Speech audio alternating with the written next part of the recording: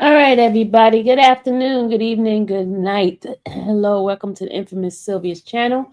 And we are doing the reenactment of what happened in the today's hearing. Today's part of the trial. This is Capricorn Clark's transcript reading. And we have our actors here. We have our very own prosecutor, Tiara. Hey, Tiara. Hello. Hello. All right, how are you? Then Um, we have our witness, Miss Clark, Maya. Hi. All right, then we have Mimi, which is our defense attorney. Hey, Mimi. Good morning. It's like good afternoon. And our temporary judge, she's getting herself together, is JC, our judge. Hi, guys. But I'm gonna be judge for a minute, and then JC's gonna jump in and be our judge. Without further ado, guys, we are get ready, go ahead on and get started. Guys, please mute your phone if you are not reading. Please, and guys, do not be mean to my actors, okay? I don't have time for that tonight, okay? Yeah, if you don't like our reading, you just go ahead on to somebody else's channel that can read better than us, okay? So because I'm not dealing with y'all tonight with this with the negativity, okay? Yeah, don't like our reading, just get off the channel. I'm not playing, okay? Miss Sylvia, can I say a quick prayer for us? Okay, go ahead. Father, in the name of Jesus, we ask right now that you bless us as we are reading and be able to get the words out clear and to be able to keep up and for people to get something out of what we're reading and to cover us with your blood and just block out all the negativity and just be in it and get into the characters so that someone else will learn from this. In Jesus' mighty name, amen. Amen. Amen. That was awesome, my. Thank you so much. I appreciate that. Maybe we need to start reading, saying a prayer from now on when we read these things, because with all of this mess that's on this, we need it. We need prayer, much prayer. All right. Without further ado, here is our transcript reading. We're starting from page 2523. All right. In open court, jury presented. Welcome back, everyone. How had you? Hope you had a restful, enjoyable weekend. And with that, is the government prepared to call its first next witness? Yes, Your Honor. The government calls Capricorn Clark. Raise your right hand. Court called a witness by the government, having been duly swear, testified as following. Please tell your first name and last name, please, ma'am. I am. Are we on that first page you gave me? Page 2523, ma'am.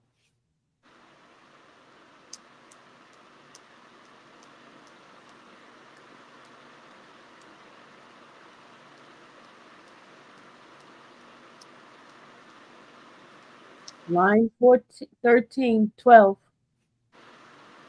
Okay, I'm getting there. All I'm right, I'm going to go ahead and read it while you catch up. Go ahead. Thank you. Capricorn Clark, Capricorn Clark.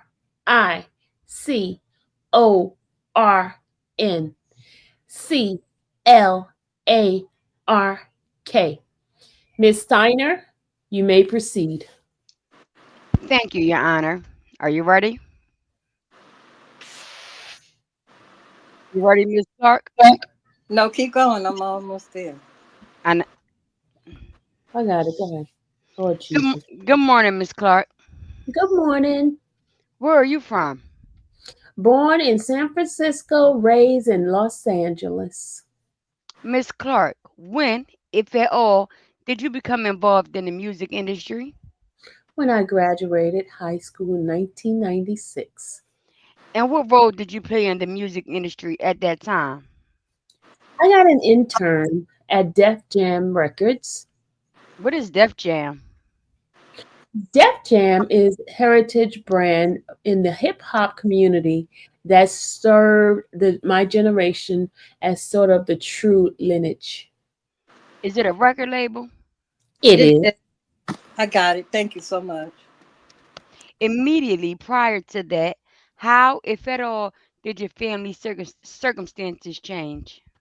My mother died, and then shortly thereafter, my father died. And how, if at all, did that affect your need for employment? It made me have to start life a lot earlier. Did you attend some college? I did. And what, if any, record label did you sign with after college? I signed with Death Row Records. What is Death Row Records? Death Row Records is a late 90s street rap, gangster rap label on the West Coast. Who was managing Death Row Records at that time? Suge Knight, And what, if any, relationship did you have personally with Suge Knight? Suge Knight is the father of my best friend's children. Following your work at Def Jam and Death Row, what was your next job in the music industry? My next job was for Sean Combs at Bad Boy Entertainment, And approximately when did you start that role? 2004. Who did you report to at Bad Boy? Sean Combs. Miss Clark, I'm going to ask that you look around the courtroom and see if you identify Mr. Combs. And if you do, please identify him by an article of clothing. Blue Sweater. Your Honor, if the record could reflect that the witness has identified the defendant, do you know Mr. Combs by any other names? I do. What are those? Puff, Puffy, Diddy, And how did you refer to him during your employment for him? Puff, During what time periods did you work for Mr. Combs? from 2004 through 2012. And Ms. Clark, I want to direct your attention to December of 2011. Were you working for Mr. Combs at that time? Yes, What occurred at that time? I was kidnapped. And after you were kidnapped, did you continue to work for Mr. Combs? I did. Did there come a time after that you left your employment? I did. And did you leave or were you terminated? I was terminated. We're going to return to that incident in a few minutes. I want to start by asking you a few questions about your relationship with Mr. Combs. When did you first meet Mr. Combs? I met him shortly after I moved to New York City in 2002. And what, if any, social relationships did you have with Mr. Combs at that time? We were super platonic friends. We had a mutual friend that I met through him. Her name was Jeanette, and we were just regular friends. And how were you initially hired to work for Mr. Combs? I got a call from a headhunter agency called the Jennifer Group. They had saw my resume online and thought that it aligned well with that what they were looking for him. What role did you first serve in for Mr. Combs? Personal assistant, Approximately when was that? 2004 And how long did you serve as a personal assistant to him? until 2006. Generally, what were your duties as a personal assistant? To shadow him from before he wakes up until he released me at night. And did you briefly leave your employment for Mr. Combs in 2006? I did. Did you later return to work for him? I did And when was that? in 2007. And when you returned in 2007, what was your role at that time? Director of marketing for Sean Combs, for Sean John Wommans. What is Sean John Women's? Sean John Wommans was new tentacle from the master brand of Sean John, which was a men's sportswear line. Was that a sportswear line owned by Mr. Combs? Yes, Was this a higher ranking position than your prior role for him? it was. Did you have any increase in pay? I did. And approximately how long did you work in that role? A year. What role did you hold next? Global Brand Director for Sean Combs. Was that also a promotion? It was. What were your duties in that role? Name and likeness, anything his name was on, was my neck of the woods. If we're launching a television program, if he's ideating on something, my job is to do the due diligence, to do the research, to figure it out, to try to continue to grow the brand in different ways once we have reached new levels and ideas. Approximately when did you serve in that role? That was 2008 through 2012. And how did that position end? I was terminated. And after your termination, did there come a time when you were re-employed by Mr. Combs? Yes, When was that? 2016. What was your position at that time? Creative director for Cassandra Ventura And how long did you hold that role for? until 2018. I want to turn back, Miss Clark, to your first position for Mr. Combs as his personal assistant. You testified that you began that role in 2004. Is that correct? Yes, Where were you physically working for him at that time? 1440 Broadway. Miss Foster, can you put up the witness, the parties, and the Hmm? court what has been marked for identification government exhibit 2B-111? Do you recognize this image, Miss Clark?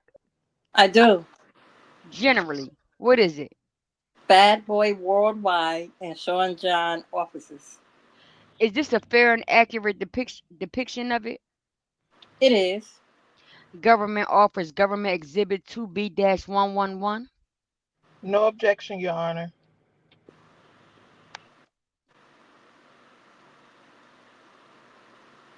2B-111 will be admitted. If you can publish that, Miss Foster, you testified that was Bad Boy offices. During what time period was this where Bad Boy was located? In 2004. Until when, if you know? I don't know when the move was made. Maybe 2005. We can take that down. I want to direct your attention, Miss Clark, to your very first day on the job. Where, if at all, did Mr. Combs take you on your first day? Central Park. At approximately what time of day?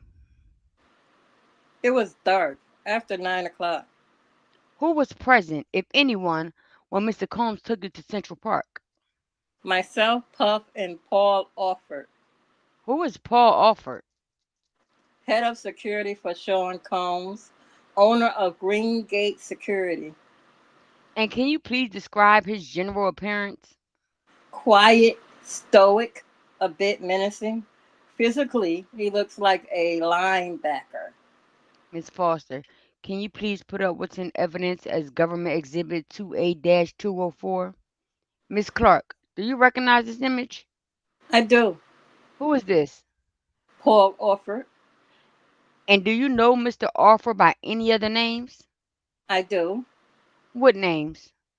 Uncle Paul, Paulie, And how did you refer to him during your employment? Uncle Paul.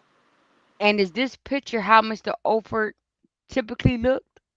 No, What's different? he doesn't have his glasses on. What glasses are you referring to?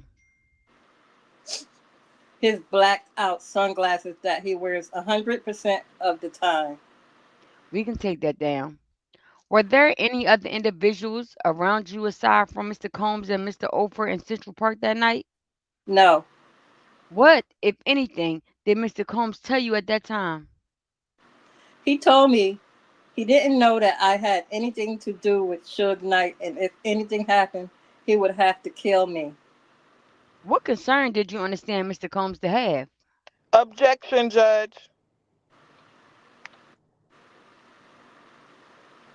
Sustained. What was Mr. Combs?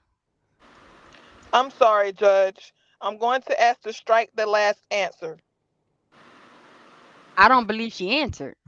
No, I mean the question and answer before. Grounds. 403. That's overruled. Miss Clark, what was Mr. Combs' demeanor when he threatened that if anything happened, he would have to kill you? Calm.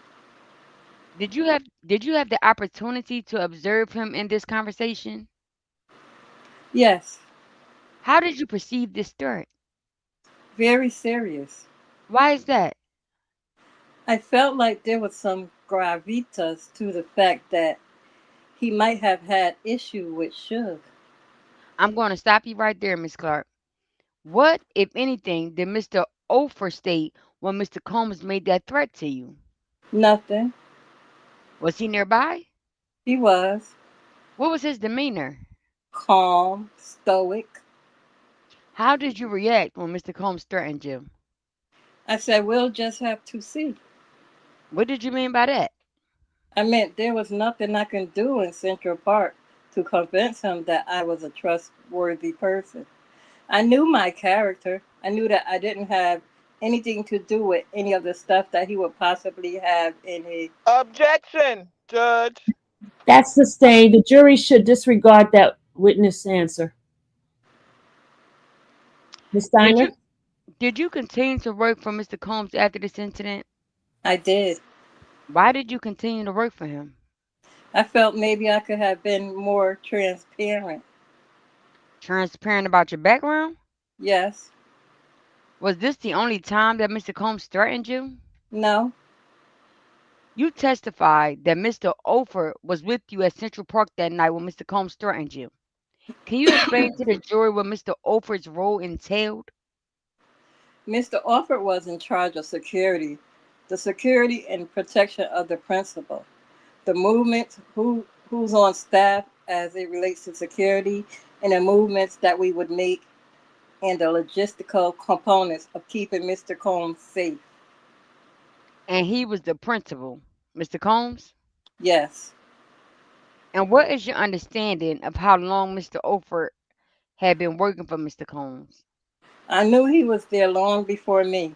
I didn't have a sense of the timing. Did he continue working for Mr. Combs throughout your employment? He did. What, if any, other security did Mr. Combs have? He had Roger Bonds, D Rock, and Ruben. Ms. Foster, can you please put up what's in evidence as Government Exhibit 2A 202? Miss Clark, who is this image of? D Rock. And who generally is D Rock?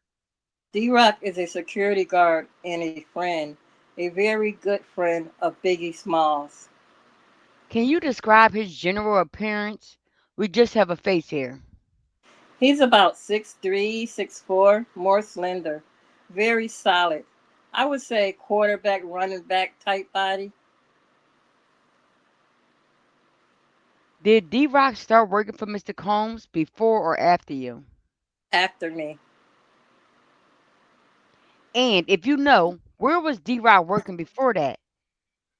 I don't believe he was working before that.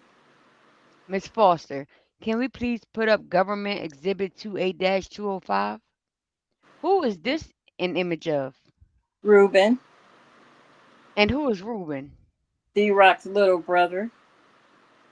Did he also work as a security for Mr. Combs? He did. And when did he start working for Mr. Combs? He came later. I don't know exactly when, but it wasn't the same time as D Rock. Miss Foster, if we can take that down and put up Government Exhibit 2A 201. Miss Clark, who is this an image of? Roger Bonds, Who is Roger Bonds? another security guard. He started at the same time as I did. We can take that down. Miss Clark, were the security guards we just referred to, D Rock and Roger Bands and Ruben and Mr. Olford, around Mr. Combs while you were working for him? Yes, yes, Generally, when would they be around Mr. Combs? the entire day. And how did the fact that Mr. Combs was surrounded by security affect you during your employment? Objection, Judge. Ms. Steiner, can you rephrase the question? Of course. Miss Clark, you just testified a moment ago that Mr. Combs was surrounded by security through most of the day when you were employed by him. Is that correct? Yes. Did that have any effect on you? It just let me know that there was always a serious nature around. What Yes. What do you mean by a serious nature? I'm going to object, Judge. Sustain. Did you ever observe Mr. Combs with a gun? Yes. When was that? At my home. Was that the kidnapping referred to earlier? Yes. We'll get back to that in a moment. When you were working as a personal assistant for Mr. Combs, did you ever hear Mr. Combs discuss guns? Yes. Once or more than once? Once. Can you describe that incident? We were at MTV. He was doing MTV press with 50 Cent. And after the interview wrapped up, myself, Puff, and Chris Lighty got into the elevator. Just to stop you for a moment. Who was Chris Lighty? Chris Lighty was an amazing entertainment manager in the music industry. And he was on paper managing Puff at the time. And he was actually 50 Cent's manager at the time. And what happened in that elevator? Puff told Chris because they were having some sort of issue. Like, I really don't like all that back and forth. I don't do that. I like guns. And what's the issue with an individual? He had an issue with 50 Cent. What was Mr. Combs' demeanor when he said that he liked guns? Very serious. Directing your attention to 2004, did there come a time when you were accused of theft? Yes. Approximately how long was this after you started working for Mr. Combs? A couple of months. Can you please describe generally what you were accused of stealing? I was accused of stealing 3 pieces of very high end jewelry that was out on loan from Jacob the jeweler. There was a diamond necklace with a cross, a diamond bracelet, and a diamond watch. Miss Clark, had you stolen a jewelry? I did not. Was there a time when the jewelry came into your possession? Yes. Why did it come into your possession? Puff gave it to me. Did he give it to you for safekeeping? He gave it to me to take on the plane trip that we had that afternoon to Miami. And who is this jewelry on loan to? Mr. Combs. Did there come a time on the highway to your trip to Miami that you realized the jewelry had gone missing? Yes. Where were you when you realized that? A couple of yards away from Signature at Teterboro. What did you do when you realized that the jewelry was missing? I told the driver to stop the car, and I called security at 1440 and told them to lock everybody in and search them. What, if anything, did you convey to Mr. Combs at that time? I told him that his jewelry was missing. And what did Mr. Combs do? He said, "Okay, I'm going to go ahead to Miami. You go back with Paul." And when he directed you to go back with Paul, where was he directing you to go? 1440 Broadway. Where did you go after that? Went to my home in Queens. And we'll get back to that in a moment. But did you go back to 1440 Broadway? Yes. And you said you went with Paul. Is that Mr. Ofer? Yes. What, if anything, did Mr. Ofer do once you were back in the bad boy office? He questioned me about the events leading up to the bag being missing. The bag with the jewelry? Yes. How long was he questioning you for? Couple of hours, 2.5, 3. Finished out the day. And you mentioned that you also went to your home. Is that correct? Yes. Did you go there from the bad boy office? Yes. Did you go by yourself or with someone else? With someone else. Who was that individual? Paul offered. What happened once you arrived at your residence? Paul searched my house. Can you describe what he did? He went through my belongings. He went through my common areas. I had a roommate and just searched. He didn't find anything. What, if anything, did Mr. Ofer tell you after he was unable to locate the jewelry? He says, okay, I'll be back tomorrow. We need to figure this out. We'll try to figure out what's happening, what's going on. Did Mr. Ofer pick you up the next day? He did. And where did Mr. Ofer take you at that time?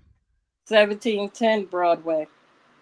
Miss Foster, if you could please bring up for the witness the parties in the court what has been marked for identification as Government Exhibit 2B-112. Miss Clark, do you recognize this image? I do. What is it? Bad Boy Worldwide. Is this a fair and accurate depiction of that building? It is. Government offers Government Exhibit 2B-112. No objection. To be what dash 112 will be admitted. Miss Clark, you mentioned if we can publish that for the jury, please.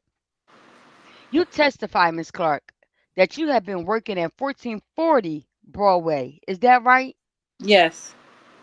And that was also a bad boy building. Is that right? Yes. What was this building? I didn't know. At the time, you did not know? I did not know. Did you later find out what it was? I did. What is that? It became our new corporate offices. So Bad Boy eventually moved into this building. Yes. And Sean John. Directing your attention just to the front door of the building. Can you see that on the bottom left hand side? I can. Can you describe the doors? A glass door, gold frame. How did you enter this building with Mr. Ofer? Through the front door. And after you entered, was the front door kept open or locked behind you? It was locked behind us. How do you know that? I could see the gentleman locking us in How could you see it? through the glass door. We can take that down. Miss Clark, once you entered this building, 1710 Broadway, can you describe what the interior looked like at the time? Dilapidated, post move out, post pre move in. The floors weren't really done on the level we were on. The floor wasn't done. There was like old pieces of permanent fixtures around that were sort of half taken out, but pretty much just a gutted building. And again, at this time, did you know what this building was? I had no idea. Where were you brought inside this building? I was brought to the sixth floor. Who brought you there? Paul Orford. Can you describe what the sixth floor of the building looked like? Similar, dilapidated, floors wasn't done, nothing built, and yet some old buildings kind of not completely removed.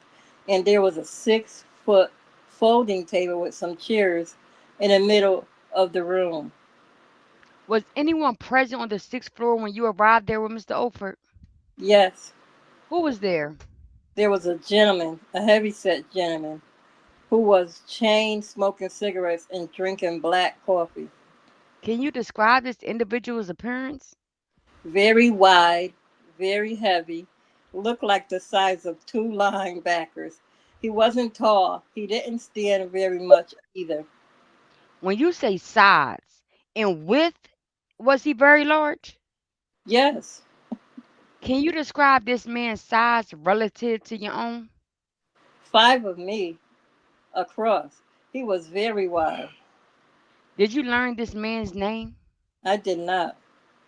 Was anyone else with you on the sixth floor? No. And you said that Mr. Ofer had brought you to the sixth floor. Is that correct? Yes. Did he remain there? No, Do you have an understanding of where he went? I do not. Did he ever return to the sixth floor? He did. And when will he return to the sixth floor? intermittently during the day. So he was in and out. Mm-hmm. Did you speak with this heavyset man? I did.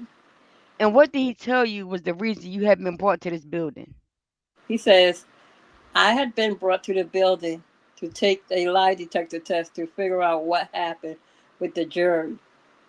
What, if anything, did he say would happen if you did not pass the test?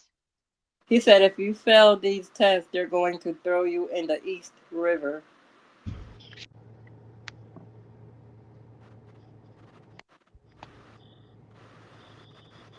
Mimi. Your Honor, I'm going to object. Move to strike the last answer. Can we approach for a second? You may. There's no indication of any of this coming from the defendant. I mean, we don't know who this man is. He's since been giving her a lie detector test, and this is just incendiary testimony about about her being threatened about thrown in the East River, which is, if it's believed, and I'm not here to quarrel with that at this point. There's nothing that say that Mr. Combs wanted any of this to happen, so it's unduly prejudicial. So I think for that reason, we object to it and move to strike it. I'll let Miss Stewart respond. But when we addressed this before the jury came in, why didn't you mention any of this? Because I specifically addressed this testimony and I explained that there was a Second Circuit case that indicated that if there were any, there are threats, that's not hearsay. So it doesn't fit into hearsay exception based on the Ballinino case in 1999, and there was silence from the defense. I thought they were going to tie this back to Mr. Combs, and I'm not hearing that. That's the missing link. Okay, so there is an allegation of missing link, Miss Steiner. And I've conferred with Mr. Agnifolio on this previously.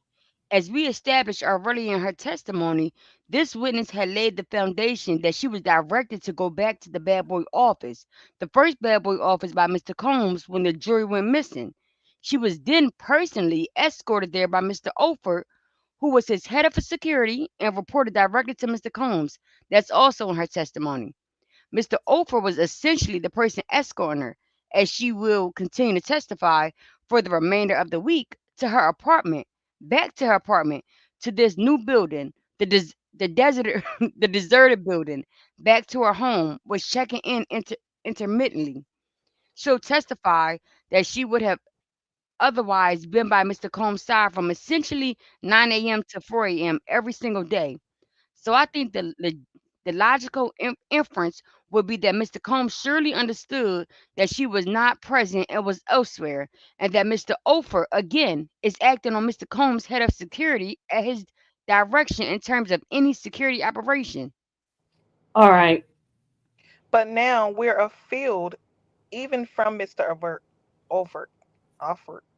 And that's the reason I'm objecting now, is that he's gone and she's with this unknown man who is giving her a lie detector test, and the connection between that man and Mr. Combs is just not existent at this point.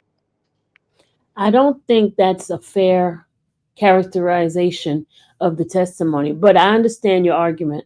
The objection is overruled. Miss Steiner, you may proceed. Thank you, Your Honor. Miss Clark, I'll ask you the question again. What was the man's demeanor when he made the threat that they would throw you in the East River? Very serious, very direct. No frills. This was a serious conversation. How did you react? I was petrified. Did this man proceed to administer the lie detector test? He did. At that time, did you want to be taking the test? I did not. Why did you permit him to do that? I was afraid of what would happen if I didn't pass the lie detector test. And I felt the test was the only way to get through this thing. Can you describe how the test is administered? They strap some stuff to your chest And then they strap some stuff to your arms and they ask you a series of questions over and over again. What types of questions were you asked? Did I steal the jury? Did I come up with an idea to steal the jury? Did I plan with somebody to steal the jury? Had I ever stolen from him? Just a lot of stealing centric questions. From him. Was that Mr. Combs? Yes, Did this man tell you the result of the test? they said they were inconclusive. What, if anything, did the man tell you about the results being inconclusively? It's like, I'm not getting a good reading. You need to calm down. You're going to be in the East River if I can't get a reading on this. When he told you to calm down, how had you been reacting in that moment? I couldn't calm down. I was doing a good job. I wasn't doing a good job at calming down. Approximately how long were you in this deserted building on that day? Full work day, On this full work day, approximately how long was the man administering the lie detector test on you? intermittently all day. And if you know, was anyone else inside the building at the time? Not to my knowledge. During the hours that you were in 1710 Broadway, were you able to leave? No, Why not? we weren't allowed to leave. Who told you you weren't allowed to leave? Paul, Paul offered? yes, And was the door also locked at the time to the building? it was locked. Was it locked from the inside or the outside? Locked from the outside. Did you attempt to leave the building? I did not. Why did you not attempt to leave the building? That was the opposite of what I was there to do.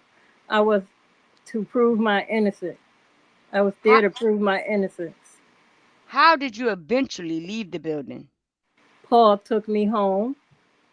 And what, if anything, did Paul, Mr. Alford, tell you when he brought you home? He told me I'll be back tomorrow to get you. We still got to figure this out. What happened the next day? He came back and got me. Who was that? Paul offered. What happened the next day? We started again. And when you say you started again, were you administered a lie detector test again? Yes, Is that at the same location? same location. For approximately how many hours? All day. Who escorted you to that location? Paul offered. Are you free to leave on that second day? I was not. Why not? I was told I was not able to leave until we got to the bottom of this. Who told you that? Paul offered. Approximately how many days were you required to go to 1710 Broadway to take this lie detector test? 5. And who, if anyone, picked you up from your residence, brought you there, and returned you each day? Paul offered.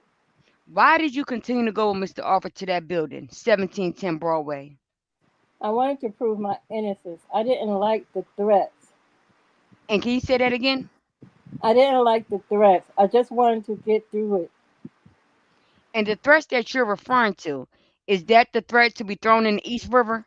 Yes, Did you did you want to be taking the lie detector test over these 5 days? I did not. Why did you continue to take the test? I felt like it was the only way to prove that I had nothing to do with it. Miss Clark, during this 5 day period, did you tell anyone where you were? I did not. Why not? I just did not. I was in a different headspace. I was just trying to survive it. Did you report the incident to law enforcement? I did not. Why not? I worked under a NDA. I didn't.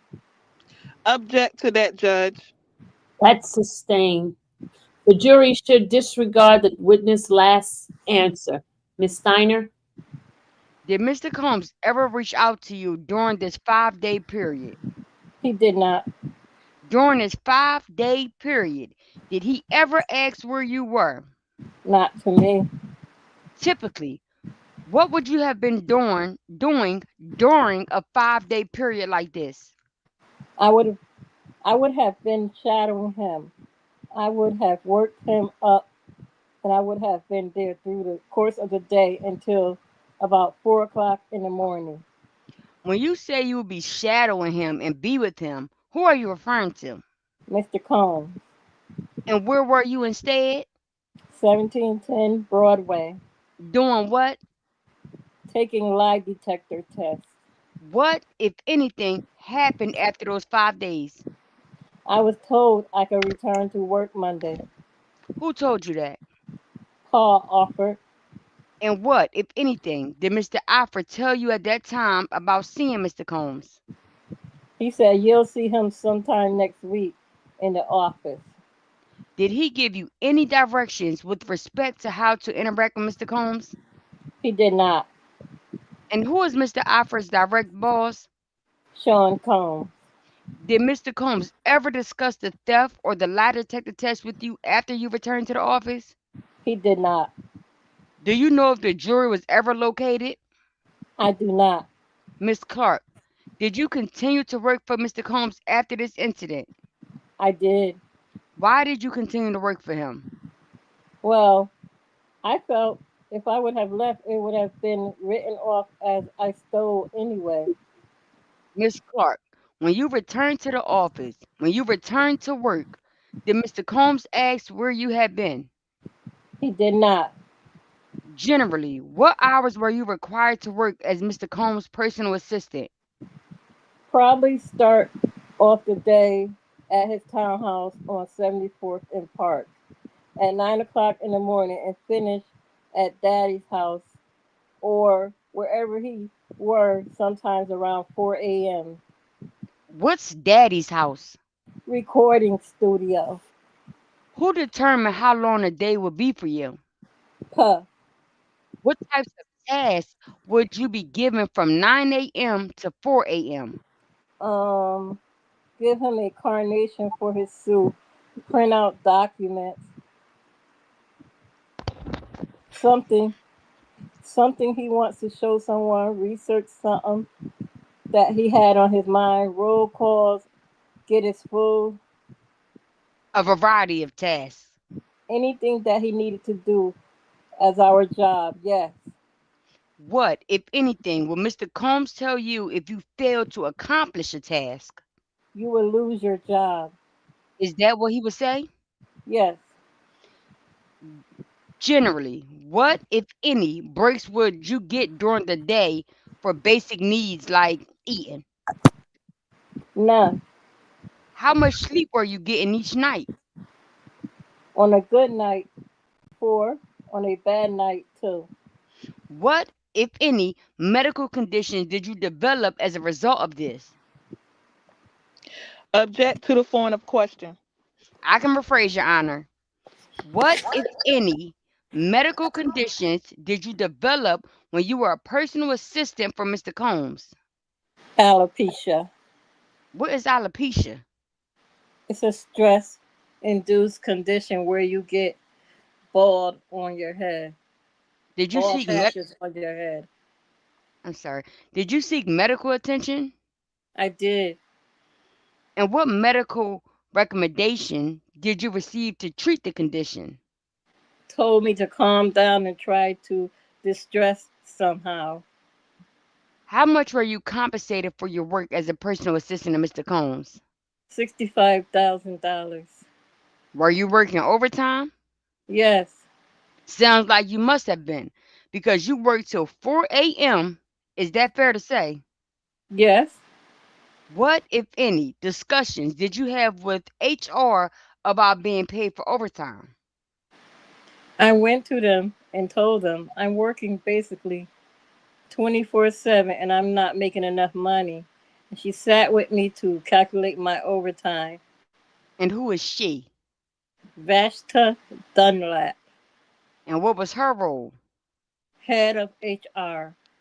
Did she calculate your overtime? She did. What did she calculate? She calculated Object to the form of question, Judge. Miss Steiner, you can rephrase the question.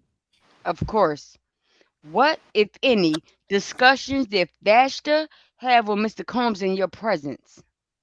She sat down to review the overtime due diligence that she had worked out to present to him for my overtime.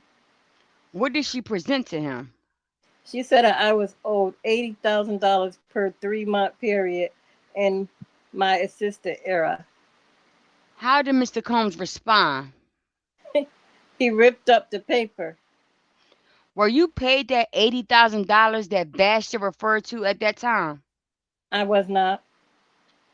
I want to discuss some of your job responsibilities when you were working as Mr. Combs' personal assistant. While you were working in that role, were there times that Mr. Combs would stay at hotels? Yes, And if you know, who would he stay there with? Kim Porter, How frequently would he stay at a hotel with Miss Porter?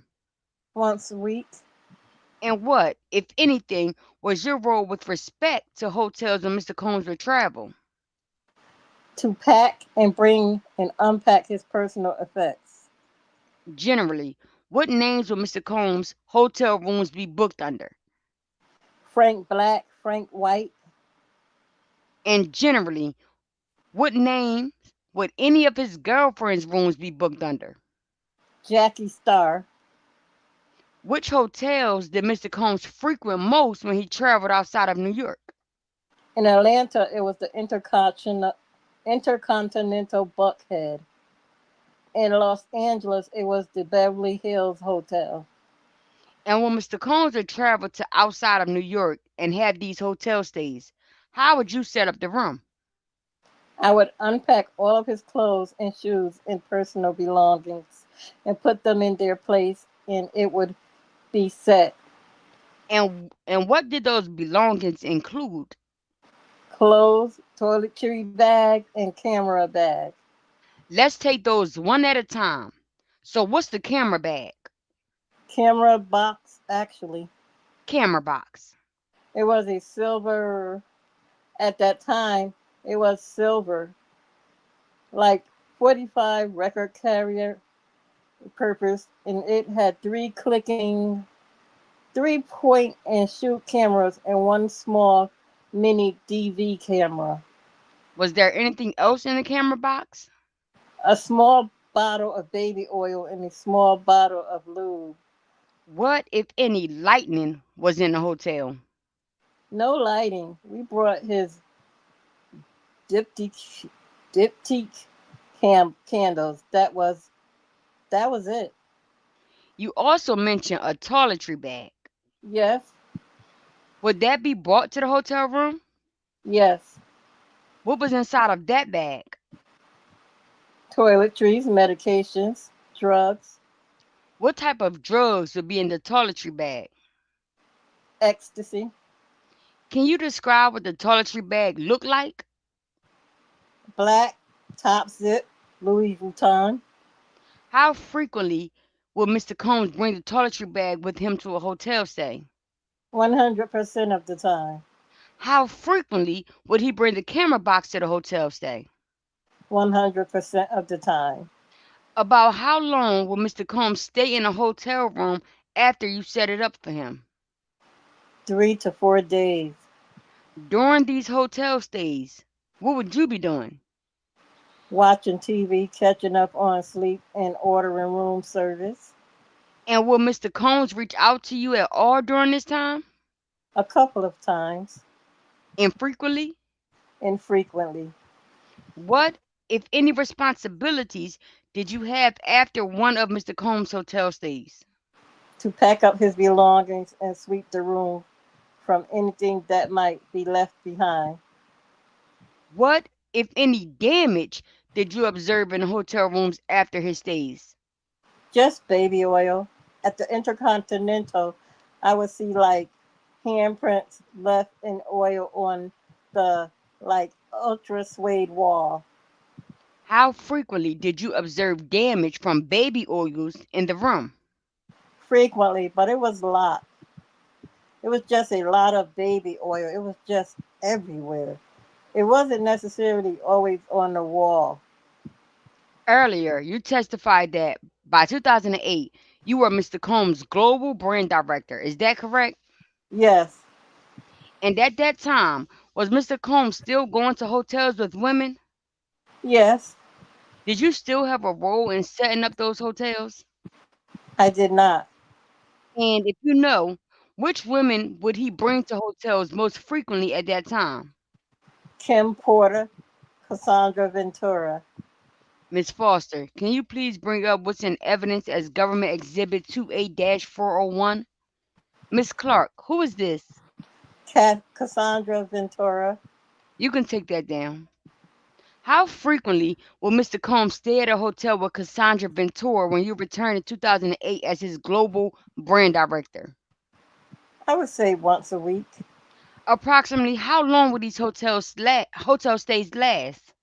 3 to 4 days. What hotels will Mr. Combs and Miss Ventura typically go to? Beverly Hills Hotel, Les Hermitage, London. And what, if anything, will Mr. Combs and Miss Ventura do after a hotel stay? They started getting IV drips. What, if anything, did Mr. Combs tell you about why they were getting these IV drips? I asked. He was. He related it. It's similar to serotonin supplements because ecstasy depletes your serotonin. It's just replenishing us from partying over the weekend. From the drugs? Yes, Did Mr. Combs ever speak with you about his relationship with Miss Ventura? he did. And did one of those discussions occur in 2010? Yes, Where were you at that time? we were in his first rental house in Los Angeles. And do you know the address for those locations? I think 9933 Beverly Grove. Who was present during this discussion? Myself, Puff, Laura London, Chef Jordan was in the kitchen, but Who's Chef Jordan? it was his personal chef at the time. Who was Lauren London? Lauren London is a friend, and she also was an associate of us, all of ours, because she had once modeled for Sean John. Where were you located in the house during this discussion? We were in the kitchen. What did Mr. Combs discuss with you at that time? He was discussing with us why he didn't have a man like him. What did he do? He said, "Let me show you something." What did he do next? He called Cassie over and asked her to sit down, stand up, turn around, turn the other way, walk over there, grab that, hand me that, walk back, turn around, go back into the other room. How did Cassie respond? How did Cassie respond, or Miss Ventura? She did it.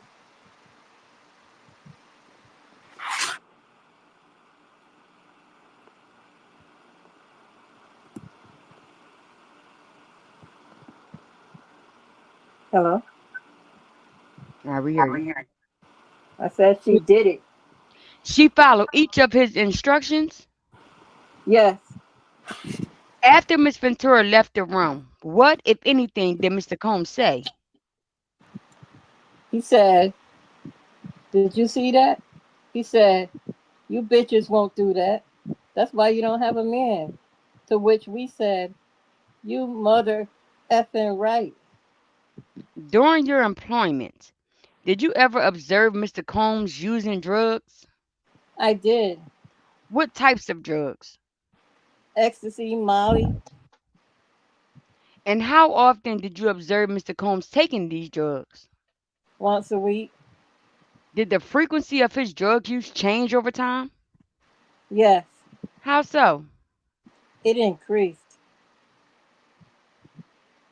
To more than once a week? Yes. During what period? After I was an assistant, I think it increased. I think it was the most contained when I was his assistant. Other than Molly, ecstasy, did he take any other drugs you were aware of? He did What drugs? like prescription medications. Who, if any, drug dealers would Mr. Combs obtain drugs from? Object to the form of question. I can rephrase. Did Mr. Combs obtain drugs? Yes, Did you observe that? yes. And who would he obtain drugs from? He had a girlfriend in New York that he could get drugs from. Did he obtain drugs from anyone else? Not really in New York, no. How about in Los Angeles? Yes, Who would he obtain drugs from in Los Angeles? one stop. Miss Foster, if you could please bring up what's in evidence as Government Exhibit 2A 507. Miss Clark, do you recognize this individual? I do. Who is this? One stop. And what types of drugs did you observe Mr. Combs obtain from One Stop? Ecstasy, Molly, Where were the drugs delivered? either to me or to Puff directly. Where? Either to myself or Puff directly. But where would it be delivered to? Either a hotel or a house, wherever we were staying at the time. You can take this down. Thank you. Did Mr. Combs ever ask you to obtain drugs for him? Yes, What drug would he ask you to obtain most frequently? ecstasy. Approximately how many times did he ask you to personally get him ecstasy? Not more than 10 times in my career with him. He could get it on his own. Object to the last part, Judge. Move the strike. Granted, the jury should disregard the last sentence and the witness answer. Ms. Steiner? Who, if anyone, did you observe Mr. Combs provide drugs to? Girlfriends, friends. Did Mr. Combs ever ask you to obtain drugs for others? Yes, On how many occasions? once. Approximately when was that? It was summer of 2006, I believe, Where were you at the time? in the south of France. What did Mr. Combs ask you to obtain in the south of France? Cocaine. How did you respond when he asked you to get cocaine? I said, for who? Why did you react that way? Because it wasn't going to be something that I was going to add to my list of things to do, given that how my mother died, given that's how my mother died. Objection. Objection, Judge. Can we approach again, Judge? You may. This is becoming just a wholesale character assassin. I'm not sure what many of these things have to do with the charges. The drugs, I understand, because there's a drug predicate as part of the racketeering count. But to have the witness add that this is how her mother died, it's just it's just too much. It's not targeted at allegations, and so I object. All right, I understand, Miss Steiner. She has said that before. I think her primary thing was that she was willing to get some drugs and not others for him. I think she does not always say that. Sometimes she did. I thought it was important to distinguish why, on this one occasion, she was unwilling to comply with the directive, given her job was to follow all of his directives. But I can move on from the question. Let's move on. Miss Clark, you testified that you refused to get cocaine from Mr. Combs. Is that correct? Yes, yes, Or initially, at least, is that correct? yes, How did Mr. Combs respond when you said, I believe you said, who is this for? yes. How did he respond to that? Not me, Igga. Was the cocaine obtained? It was. Was the cocaine for someone else? It was for someone else. How is the cocaine obtained? I had the Spanish security guards get it.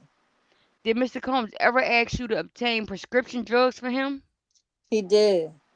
Generally, what time of day? Any time of the day, but mostly at night. Were these sedatives? I believe so. Were these prescription drugs always in Mr. Combs' name? No, Whose whose name were they sometimes in? my name, Why were they in your name at times? because I had exceeded the amount of controlled substances I could get on Miami Beach. Under Mr. Combs' name? Yes, When the prescription drugs were in your name, who were they for? Mr. Combs. Did Mr. Combs ever travel with any of these drugs? Yes, How frequently? all the time. And when he traveled with the drugs, where would the drugs be contained in? In the toiletry bag. Who would carry the toiletry bag? Myself or security. Did Mr. Combs ever carry the bag? He did. This is the toiletry bag, correct? Yes, the toiletry bag. Did you ever see Mr. Combs with bulk cash? I did. Would you see him with bulk cash? I'm going to object to this. I don't know what bulk cash is. I don't know if the witness does either. I'm sorry. Miss Steiner, can you play some foundation or rephrase? Of course, Your Honor. If I could just ask a couple of questions to lay out a foundation, Your Honor. You may. Thank you. Miss Clark, did you see Mr. Combs with large amounts of cash during your employment? I did. When we say large amounts of cash, approximately how much money are we talking about? In my case, 100,000 euro. And where would you see Mr. Combs with 100,000 euro? Primarily coming back from Europe. Where will he receive the cash from? We would get it, What did Mr. Combs do once he received this cash? keep it. Who will he provide it to? Once he would turn it over to the security after I gave it to them. When you had the money, what were you doing with the money? I was counting the money Who would you give the money to after you counted it? directly to Puff. If you know, where was the cash stored once it was back in the United States? It appeared to me that it was always kept in his bedroom personal safe. During your employment with Mr. Combs, what, if any, violence did you observe? I observed fighting, What kind of fighting? him fighting men. Can you describe who? Paul offered. Anyone else? His barber, Curtis Smith, What, if any, objects would Mr. Combs throw at people? phones, When would he do that? when he was upset, Did he do that once or more than once? often. Was Mr. Combs ever violent with you during your employment? Yes, Approximately when was that? summer of 2006. Where were you at the time? In his home in Two Star Island, Miami. And what, if anything, did Mr. Combs tell you when you had arrived at a two-star island in Miami? He told me, I don't care what goes on this weekend. You are not to leave this house. Did Mr. Combs later send you on an errand? He did.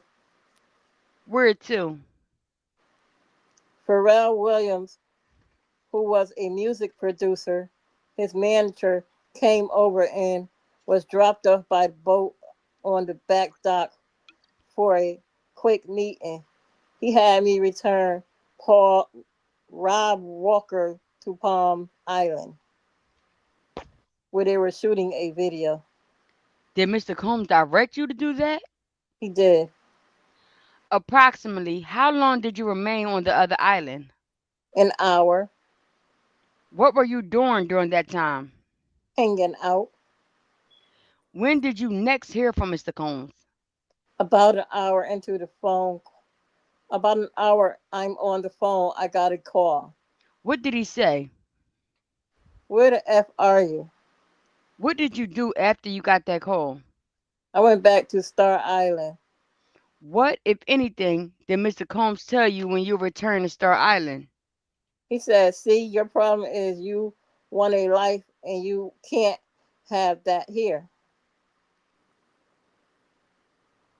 What, if anything, did he direct you with respect to the rest of the weekend? He said, "Like I said, don't go anywhere. You are not to leave this house." What happened the next morning? I woke up and I went to the kitchen to get some breakfast. What happened then? I was making my plate. The chef was there. She was tired. I asked her where the turkey bacon was. She said, "There is no more effing turkey bacon." She was very upset from a long night, and I said, "I hate it here." And what, if anything, did the chef then tell Mr. Combs in your presence? She then walked outside to where Puff was standing on the back deck and told her what I said. It exasperated her. He immediately looked at me and said, "You hate it here?" And he charged me. When you say he charged you, can you describe what he did physically to you? He ran towards me with his hands open and pushed me, my shoulders, and started pushing me back In what direction? out towards out towards the front entrance of the kitchen through the butler's pantry. Approximately how far did he push you? About 25, 30 yards. And how was he pushing you? Just to make sure the record is reflecting the witness with open hands. Open hands right here on my shoulder, like you know. The top of your shoulders? What, if anything, was Mr. Combs telling you while he was pushing you in this way? He said, "You hate it here? Get the F out of my house. You hate it here? The F out of my house." And he repeated it until we were outside. Can you describe the amount of force that Mr. Combs was using when he was pushing you? I would say 75%. I never fell. I kept catching myself. Did anyone intervene? Yes, Who? Paul offered. What did Paul offer do? He told Puff to stop and he told me to go pack my things. Did you follow his instructions? I did. And after this incident, when Mr. Combs pushed you through his house, did you leave your employment? I did. Why did you leave? That was crossing my boundary. I want to direct your attention now to a few years later in 2011. Had you returned to work for Mr. Combs by that point in time? Yes, What was your role at that time? I was global brand director. Why had you returned to work for Mr. Combs after that incident at Two Star? Um, my first role back was director of marketing for Sean John. He was impressed with that. He was impressed with what I was doing in my job that I had left for. I got a couple of numbers, one albums. Who is he? Sorry to interrupt you. Puff was very impressed with my work at my new place and was like, "I'm starting a woman's line. You wouldn't have to work directly with me, but you can work for me and it will be something right up your alley." And it was paying more than Samba Records was. Is that where you were employed? Yes, Why was it important for you not to work directly with Mr. Combs? I didn't want that close proximity of his personal orbit like that anymore. I didn't want to be in his house. I didn't want to be trapped in a house. I was growing. I was 28 by then. Hold on a second, y'all. Can you guys share the this live because it's not going anywhere. It's not being shared, and my people been reading, and it's only a little bit of people. So y'all guys are just sucking it up and not sharing. We need the numbers, y'all. Sorry, guys. What? What? if any, work were you also doing for Miss Ventura in 2011? I was her creative director and manager, What did that role involve? coming up with a direction up for her, coming up with creative for videos, positioning. What are we talking about? What's the look? Answering the interview questions, managing the model portfolio, trying to generally maximize her opportunity and the optics for her. And who did you report to generally on Miss Ventura's projects? Sean Combs. And who had approval over Miss Ventura's work? Sean Combs. What was approval required for by Mr. Combs? Schedule hair, makeup. Look at we what we said yes to, what we said no to. Everything he had final approval on. In 2011, were you spending time in both New York and Los Angeles? I was. Why was that? We all lived in New York. However, we, We? Sorry to interrupt you again. When you say we, who are you referring to?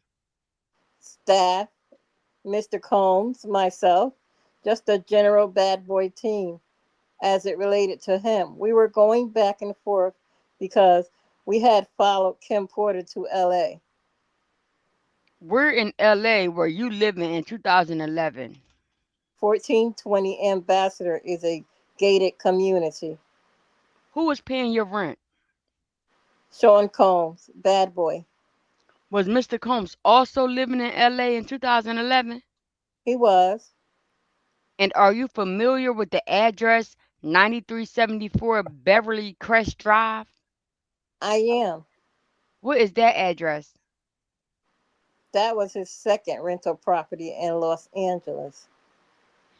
After the property you referred to earlier, Yes, did you know approximately during what time period he lived at that property? I couldn't be specific, but I know that it was before he actually found a house to buy. And he was there in 2011? Yes, Generally, where was Miss Ventura living at this time? she still lived in New York on the West End. Would Miss Ventura visit Los Angeles? She would, And generally, where would she stay in Los Angeles when she visited? with him, Mr. Combs. Did she stay anywhere else? Yes, Where? with me or any hotel. How frequently was Miss Ventura staying with you in 2011? About 30% of the time. We had a lot of work. She would stay in your was it an apartment? Yes, What was your relationship with Miss Ventura at that time? creative director and manager and friend. In December 2011, who, if anyone, was Miss Ventura seeing aside from Mr. Combs? Scott Mescudi, Kid Cudi. Miss Foster, if you can please put up in evidence Government Exhibit 2A 501. Miss Clark, do you recognize this individual? Yes, Who is this? Scott Mescudi.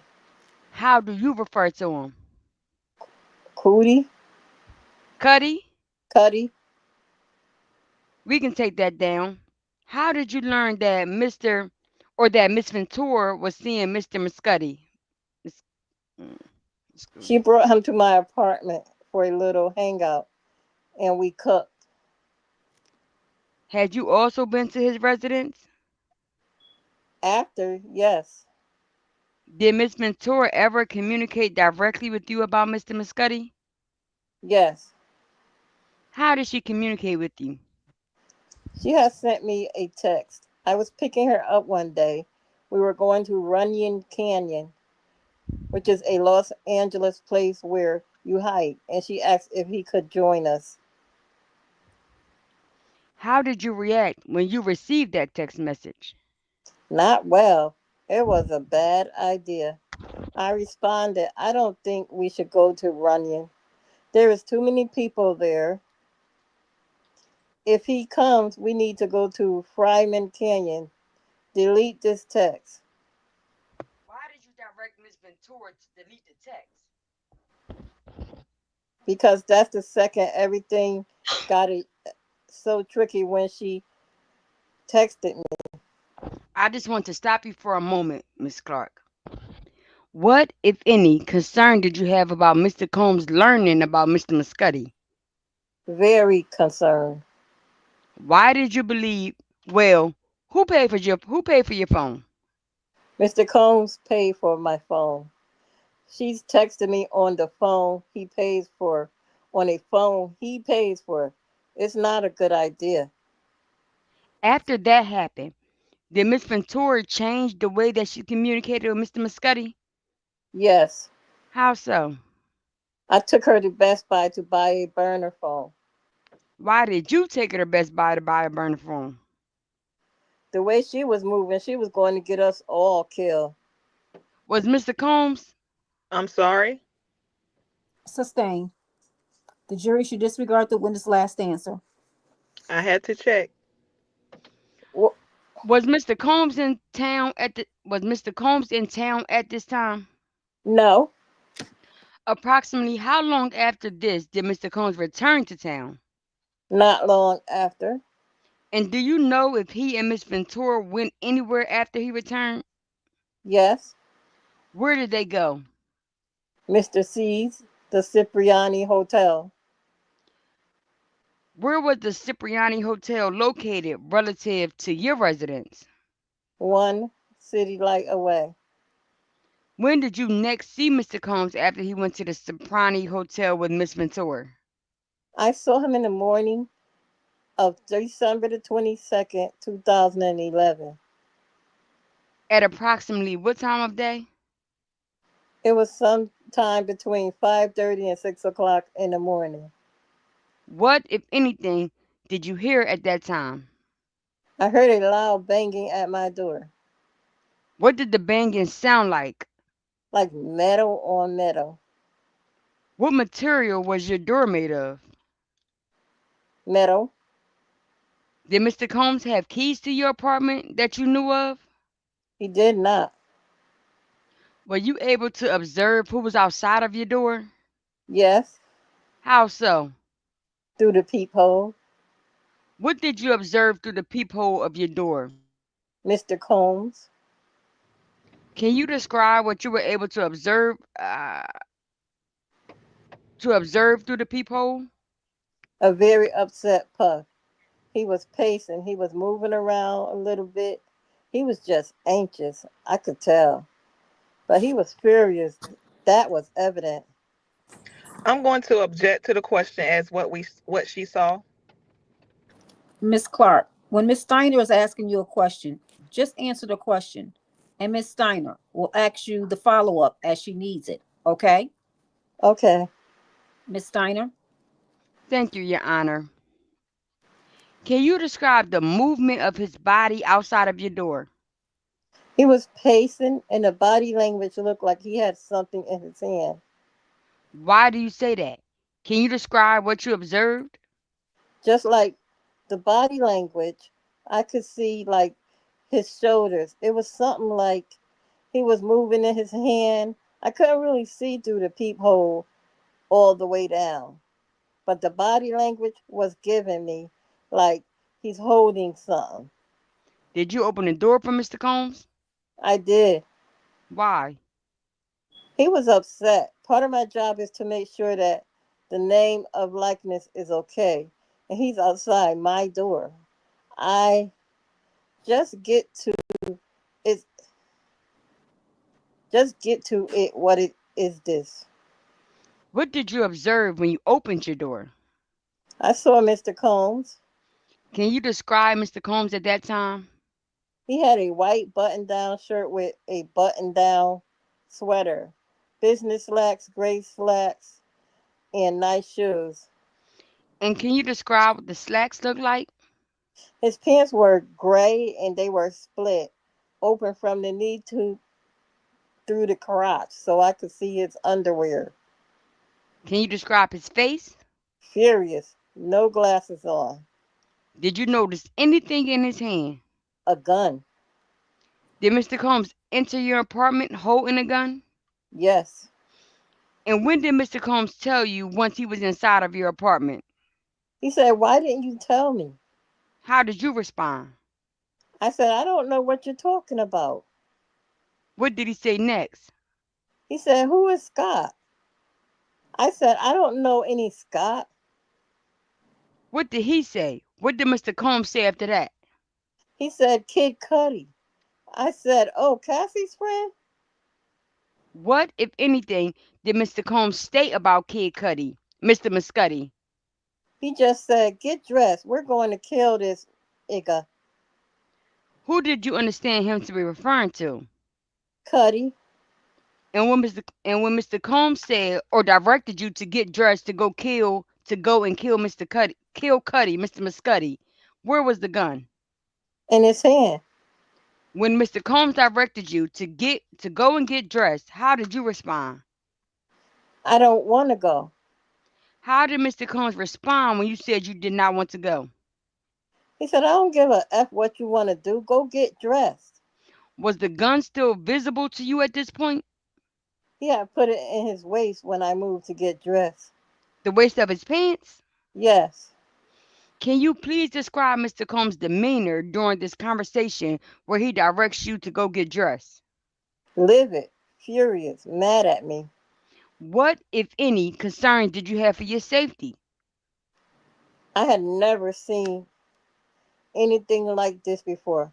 I had never, I've never come to, he had never come to my house in an entire time I known him. I've never seen him with a weapon. I've never seen him making me do something like this. Did you make any attempts to escape your apartment? I did not. Why not? The way he was acting, I just felt like anything could happen. I'm going to object, Judge. Let's move on. Miss Steiner, Miss Clark, did you follow Mr. Combs' instructions and get dressed? I did. Did you leave your apartment building with Mr. Combs? I did. When you left your apartment building, did he still have the gun at that time? He did. Where was it? When we got in the car, it was in his lap. Before you got in the car, was it visible to you? I was in front of him when we were walking to the car, so, You don't know? but he brought it with us, yes. When you exited the building with Mr. Combs, who was there? Reuben. Can you remind the jury who Reuben is? Reuben is D-Rock's little brother, security guard, who was added last to the team. Where was Reuben? Reuben was in the driver's seat of the Cadillac Escalade. What color was the Escalade? Black, Can you describe that car? black executive class Cadillac Escalade with the captain chair so that you don't have to climb over the back seat. You just walk through. Is an Escalade an SUV? Yes, What seat was Reuben in?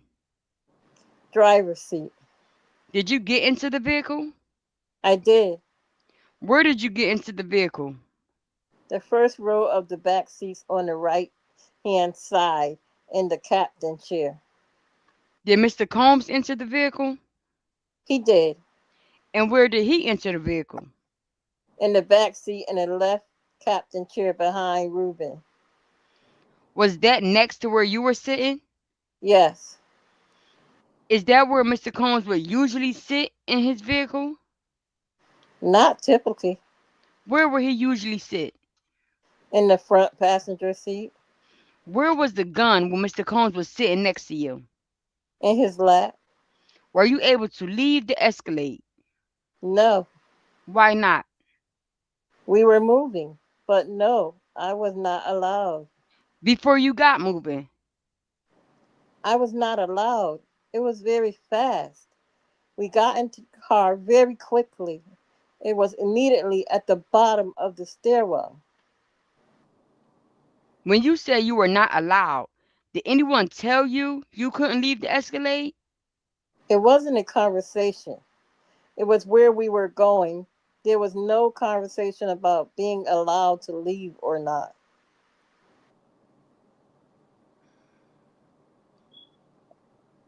There was no conversation. It happened very quickly. Yes, Where did you go with Mr. Combs and Reuben? we went to Cuddy's house in the Hollywood Hills. Approximately how long is the drive from your residence at the time to Mr. Muscuddy house?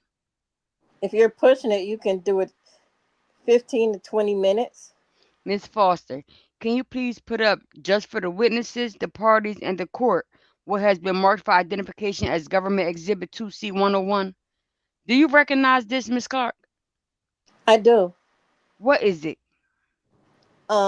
A map of my house to Cuddy's house.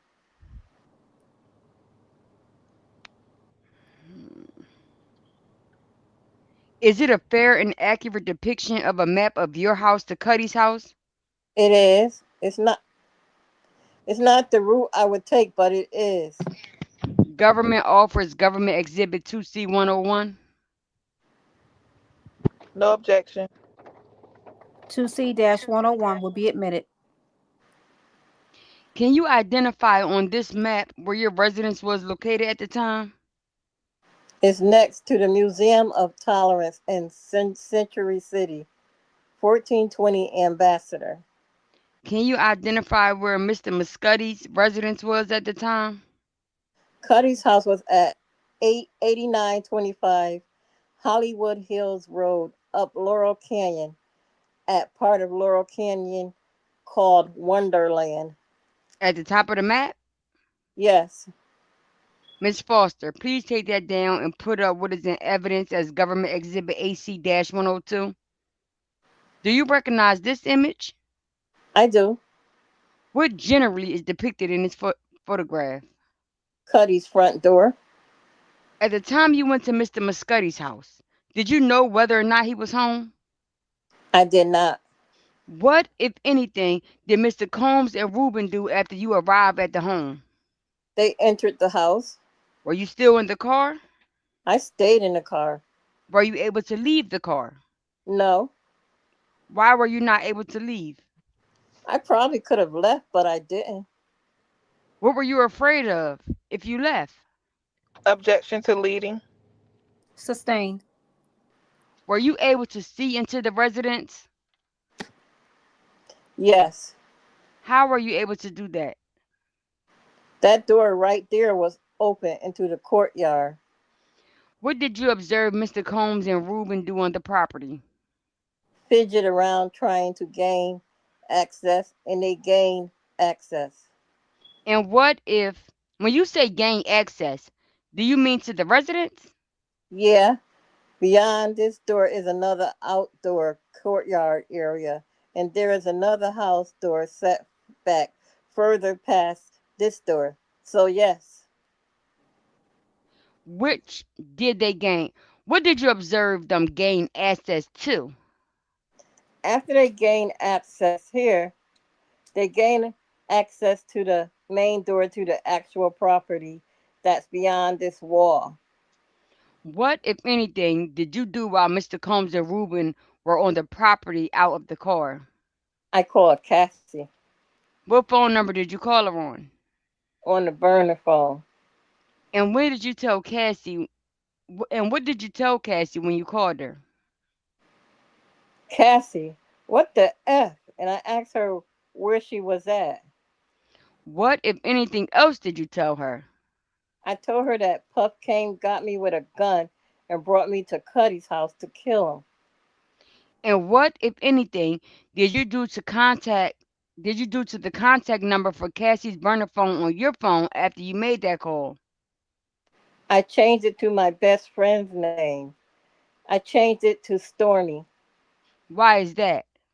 I was thinking very smart, but I just didn't want it to stay as Cassie's backup phone. I didn't want him to know it was Cassie's phone. Who did you not want to know? Puff. And when you were speaking with Miss Ventura on the phone, did you hear anyone else on the phone? Yes, Who did you hear? I could hear yelling in the background. What did you hear? I heard someone say, "He's in my house." And I said, "Who is that?"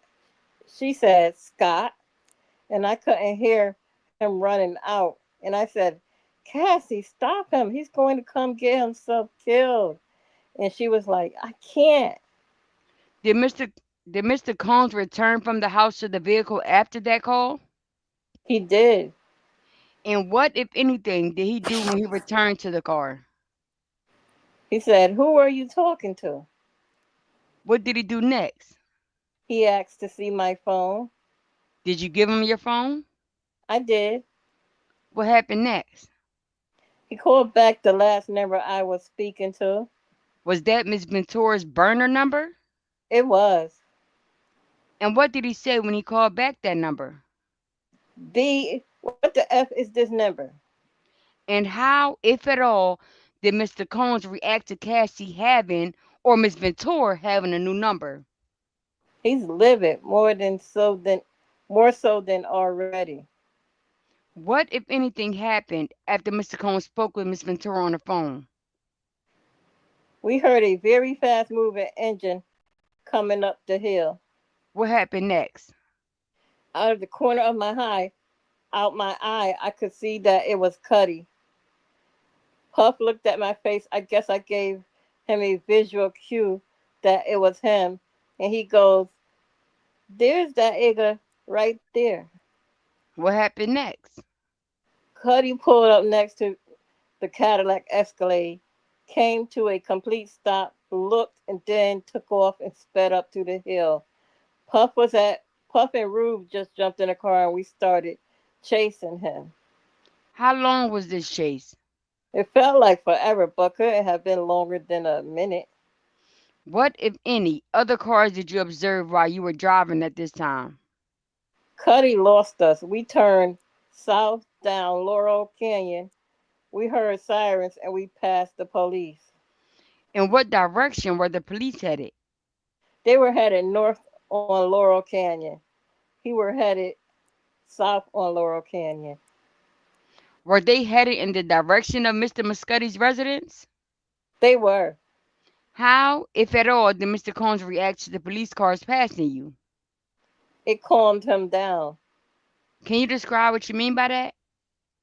He just started to maybe, for the first time that morning, pull himself together. Where did Ruben and you and Mr. Combs go to next? We went, we stopped at the Key Club. And what, if anything, did Mr. Combs instruct you when you stopped at the Key Club? Told me to call Cassie. And just for context, how far is the Key Club from Mr. Muscotty's residence? The Key Club is on Sunset. Maybe depending on how you're driving, 2.5 minutes down Sunset. West west of Cuddy's home. And what is the Key Club? Key Club was a nightclub that's been on Sunset forever. It had a million names. It was Key Club, and then it was One Oak, and it's the Key Club again. Did you follow Mr. Combs' instructions to get Miss Ventura on the phone? I did. And what, if anything, did Mr. Combs instruct you to tell Miss Ventura? He told me to tell Cassie that he has he has me, and he's not going to let me go until I come get her. Did you convey that message to Miss Ventura? I did. And when you conveyed that message to Miss Ventura, where was Mr. Combs in the vehicle relative to yourself? He was standing outside of the vehicle by the window. And you said he was standing outside the vehicle by your window? Was he able to hear the discussion? Yes, Did you remain in the vehicle or did you exit the vehicle at any point? I sat in the vehicle Why did you stay in the vehicle? because we were just stopping to make the call and then continuing on. He was the only person that got out. Rube didn't get out either.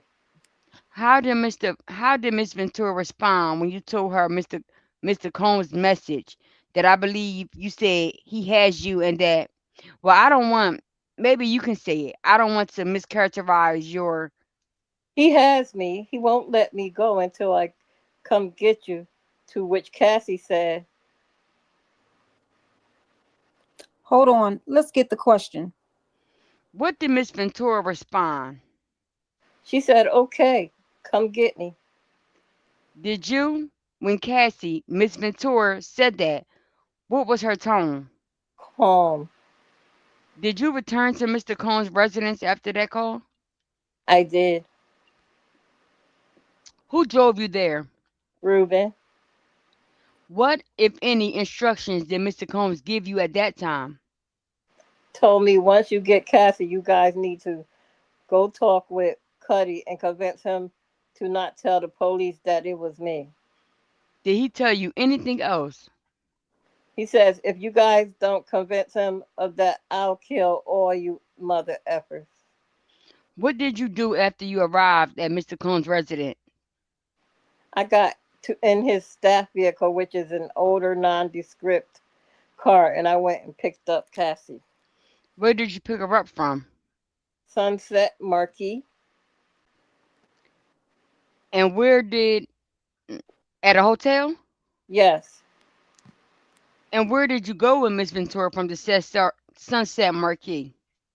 back to Cuddy's house Why did you return to Mr. Muscotty's residence? because we needed to talk to him. We needed to make sure that he wasn't going to make a police report about Puff. What, if anything, did you convey to Mr. Muscotty and Miss Ventura about what had happened earlier that day? I had just kind of recounted the morning and let them know what had happened until I got with them, and they did the same. We all kind of told each other what had happened that morning while we were sitting there smoking weed, trying to get our spines together to go. What did you tell them had happened to you that morning? I told them they came to my house with a gun, told me that I had to go with him to kill Cuddy. And who is the him in that sentence? Puff, What, if anything, did you inform Mr. Muscotty and Miss Ventura about what Mr. Combs had told you? I let them know what he said, and I said, if you tell him, he's going to hurt us all. What was Miss Ventura's reaction when you said that? Do you really think he will? What was Mr. Muscotty's reaction, if you recall? I'm going to object to this. What grounds? Hearsay. Sustained. Your Honor, for a reaction, I'm looking not for a verbal reaction. I can phrase it that way. And the question can be rephrased, and we'll see if there's an objection. Thank you, Your Honor. What was Mr. Muscotty's appearance after you informed him of that? Mind blown. I'll object to the answer as being an appearance. Objection is sustained. The jury should disregard the witness' last answer. Miss Steiner, let's move on. What did you do next with Miss Ventura? She and I went back to Puff House. And approximately what time of day is it now? Maybe 11 o'clock, maybe 11:30, somewhere around there. It started early. Miss Foster, can you please put up what's in evidence as Government Exhibit 2B-101? What does this photograph depict? This is Puff's second rental house in Los Angeles. Is this the 9374 Beverly Crest address? It is. Is this where he was living in 2011? It is. Who was present in the house when you and Miss Ventura arrived? Puff and Rue. Can you just indicate for the jury where you entered the house? This visual is of the back of the house. We enter on the front side of the top level of the house into the vestibule. So did you enter through the vestibule at the top of the house? Yes. We can take that down. What happened after you and Miss Ventura entered the vestibule of the house? Puff was standing there in a robe and his underwear, and he immediately began kicking Cassie. Can you describe how Mr. Combs was kicking Miss Ventura? 100% full force in her legs to begin with.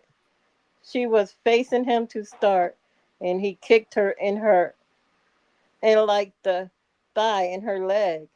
He kept kicking her. He never used his hands. And you said he kept kicking her. Was he kicking her more than once? Yes, he repeatedly kicked her, and she just kept. Each kick, she would crouch into more and more of a fetal position. And as Miss Ventura was crouching more and more into a fetal position, can you describe where she was physically located? Outside. By now, we were in a courtyard of the home, just outside of the vestibule. Every time she kicked, she moved back. Every time she got kicked, she moved back. And approximately how far back did Miss Ventura get moved back from the kicks? Couple steps each time, And in total, all the way to the street, approximately how far is that? maybe 20 feet. And you said that Miss Ventura kept crouching further into the fetal position. Is that correct? Yes, And by the time she reached the street, can you describe what her body looked like? she was all the way on the ground in full fetal position. What was Mr. Combs doing to Miss Ventura in the street when she was on the ground and in full fetal? She wasn't doing anything. She was crying silently, What, if anything, was Mr. Combs doing to her? kicking her, Where was he kicking her when she was on the ground? her back. Anywhere else? It was her backside. She was here. So whatever was revealed, what was ever off the ground side, he was kicking here, kicking How her. how far were you from Miss Ventura while this was happening? No more than 5 feet. Was Reuben present? He was And how far was he from Miss Ventura? no more than 5 feet. What, if anything, did Mr. Combs tell you while he was kicking Miss Ventura? He said if I jump in, he was going to F me up too. Did you intervene? I did not. Why not? I had never seen him do that, and I was in shock.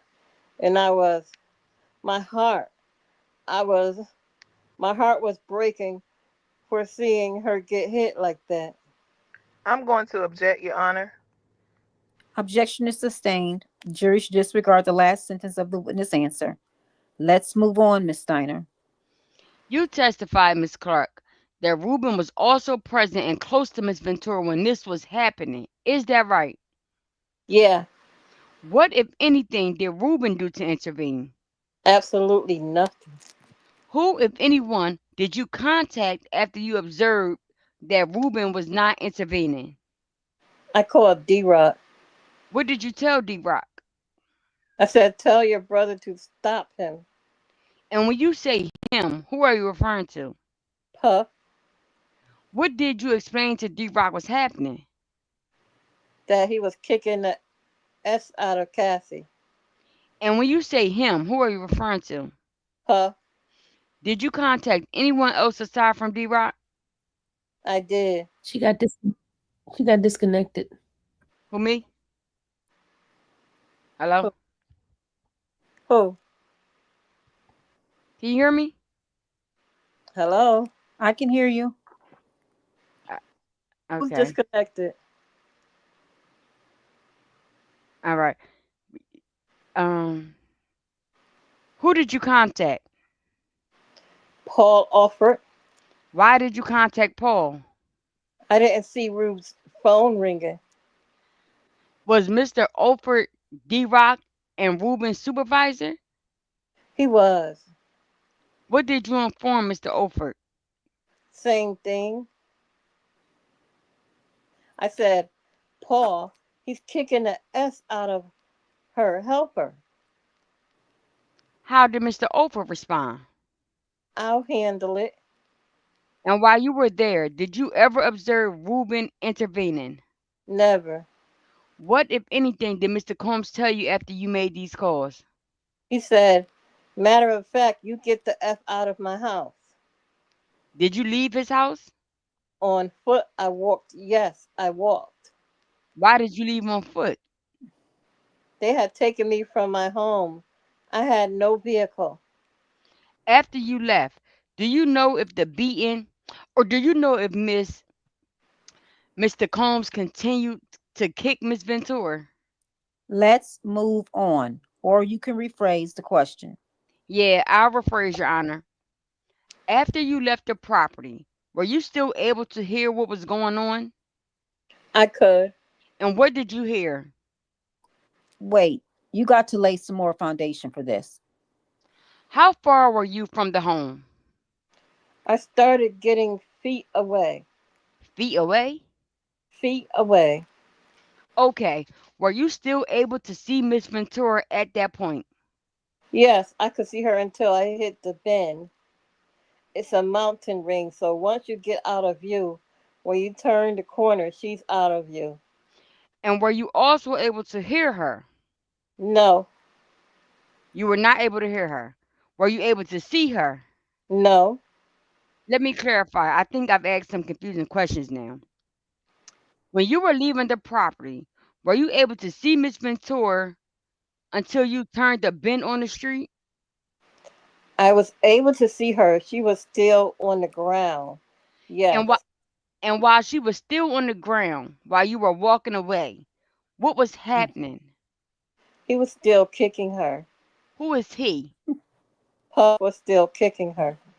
Who, if anyone, did you call when you left the property? Regina Ventura, Who is Miss Ventura? Cassie's mom. And what, if anything, did you inform Miss Ventura? I told her mom, I say, he's beating the S out of your daughter. I'm in over my head. Please help her. I can't call the police, but you can. Please help her. She said, I'll handle it, and we hung up. After that, Miss Clark, did you call the police? I did not. Why didn't you call the police? The mission of the day was to get Cuddy not to involve the police, so that was certainly counterintuitive. And later that day, did you see Miss Ventura again? I did. Where did you see her at that time? I went to the Cipriani Hotel to check on her. Is that the room where she had been staying with Mr. Combs the night before? Yes. That's near your own apartment at the time. Yes. Did you enter the room where she had been staying with Mr. Combs? Yes. And can you describe what the room looked like? Things were thrown around everywhere. All her belongings were scattered. Her purses were toppled over. There was no broken furniture, but the room was in complete disarray.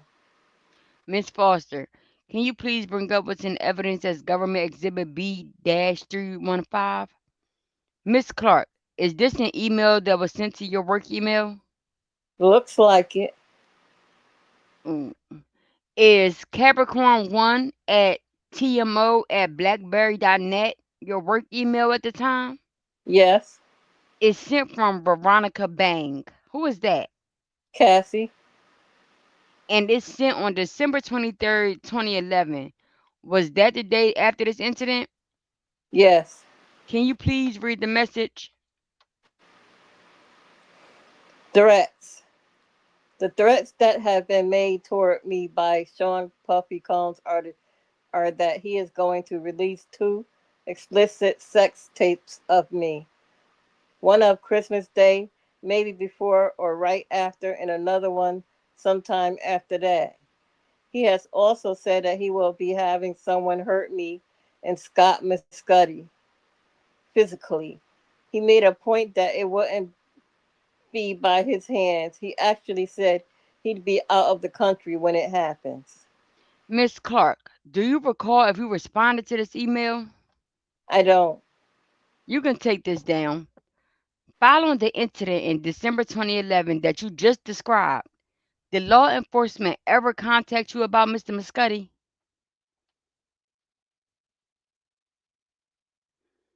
Hello? Hello, did we lose her? Can y'all hear me? Mm-hmm. I can hear you. They did. Who contacted you? The arson investigators. And approximately when did they contact you? Summer of 2012. And what, if anything, did the arson investigators request of you at that time? He wanted me to make a statement A statement about what? about what had happened. Cuddy had provided my name to them. And when you say what had happened, are you referring to what had happened in December 2011? Yes, Did you provide a statement to the arson investigator? I did not. Why not? Just like the police, I hung up the phone. Can you explain why you hung up the phone? Just, I wanted this whole thing to be over, and that was just going to make it worse. Prior to receiving the phone call from the arson investigator, did you know any details about what had happened to Mr. Muscuddy involving arson? No, Did you ever discuss an arson related to Mr. Muscuddy with Mr. Combs? never. Following the incident in December of 2011, what, if any, questions did Mr. Combs ask you about Ms. Ventura's relationship with Mr. Muscuddy? He just asked the same thing. When did I know about it? Why didn't I tell him? And what was his demeanor when he was asking you this? Very angry. Did he tell you anything else? He was very upset and he said I should kill you bitches and I should cut her face. How frequently after this incident in December of 2011 was Mr. Combs making threats to you? Often. Approximately how many times? I'd say once a week. We got to December 2011 and to that summer, I would say 50. Who was present when Mr. Combs was asking these questions and making these threats? D-Rock and Cassie And what was D-Rock doing during these discussions? questioning us. And what, if anything, did he do when Mr. Combs made these threats? He just doubled down or whatever Puff was saying in the moment. What, if anything, did Mr. Combs instruct you with respect to Miss Ventura after December 2011? That we weren't to really be friends anymore. I could just see her for work. Did your relationship with Miss Ventura change after that time? It did. It did. Following what occurred in December of 2011, who, if anyone, at Bad Boy did you report the incident to? Love Michelle, the head of HR, and Harvey Pierre. Miss Foster, can you please put up what's in evidence as Government Exhibit 2A-319? Do you recognize this image? Yes. And who is depicted in it? Harvey Pierre. Who is Harvey Pierre? He was the president of Bad Boys Records. Take that down. Miss Clark, approximately when did you speak to Mr. Pierre about what had happened in December of 2011? In March in Miami. March of 2012. 2012. And what specifically did you inform Mr. Pierre at that time? I told him that Puff kidnapped me with the gun and came to take me to kill Kid Cudi, and he beat up Cassie all in one day. How did Mr. Pierre respond when you told him that? He was like, that's crazy. He was like, but it's going to be okay. Did Mr. Pierre ever mention calling the police? No, Following this incident, what, if any, disciplinary action was taken against you at work? I was put on a 30-day notice. Approximately when, if you recall? I don't. Did there come did there come a time in August of 2012 that you were terminated from your position? I was.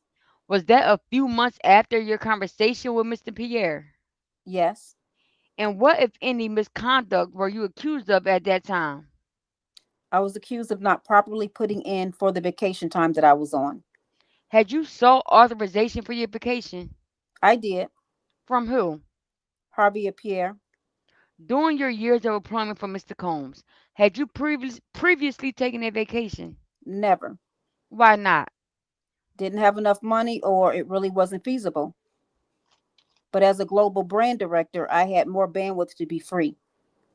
Were you still in contact with employees from HR while you were on vacation? Yes.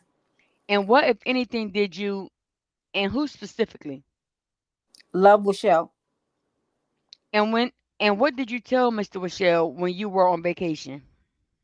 They started sending me work to do when I was on vacation for Cassie. And I said to Love, I said, they're harassing me. And I explained he's mad at me because I didn't tell him his girlfriend was cheating on him. What happened next? I was called to the office and I was terminated.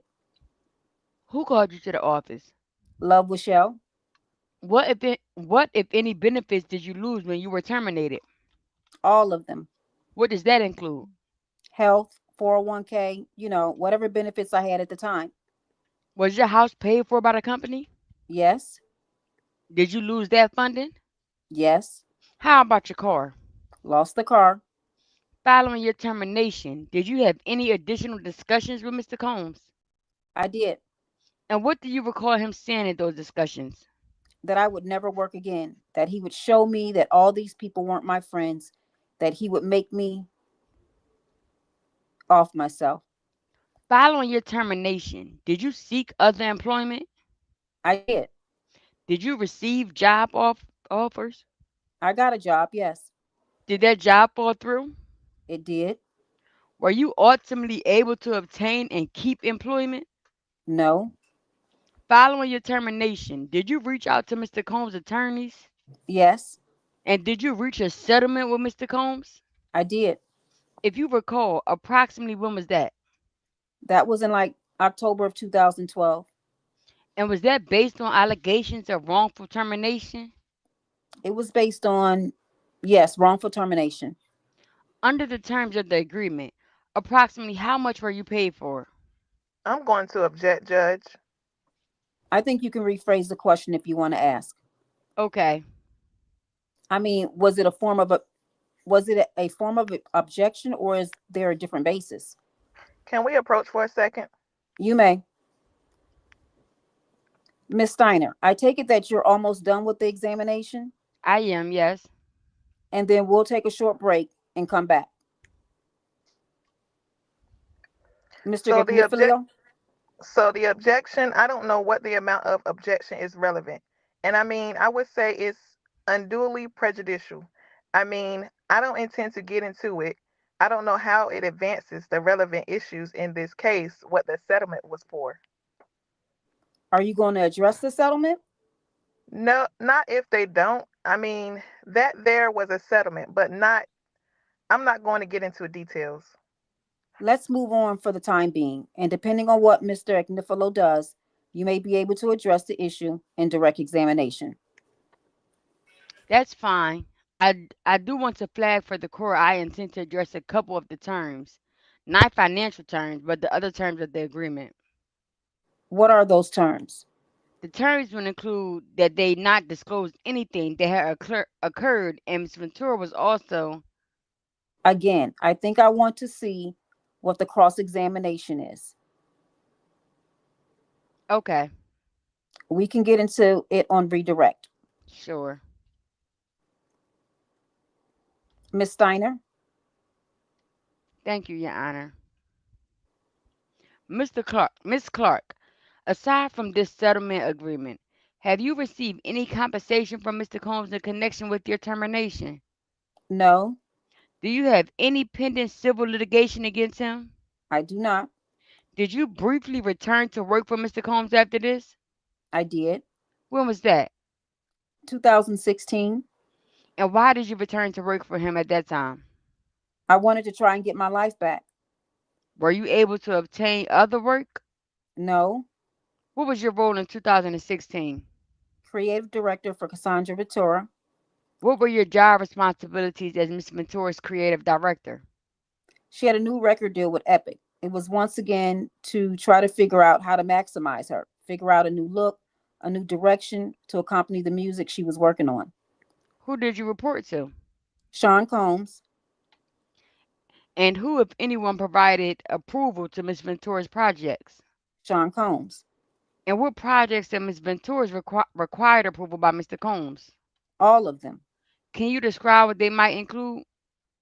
Oh, mini movie, video shoot, photo shoot, red carpet look, schedule, what day were, soup to nuts. We needed to get approval for our movement as it related to Cassie. Based on your observation of Miss Ventura during this period, what, if any, changes did you notice in her drug use? She was much worse off. Was there an increase in her drug use? Absolutely. Was she still dating Mr. Combs during this period? She was. And when did you leave this position? 2018. And is that the last time you worked with Ms. Mentor? Yes. I want to direct your attention finally to December of 2023. Yes.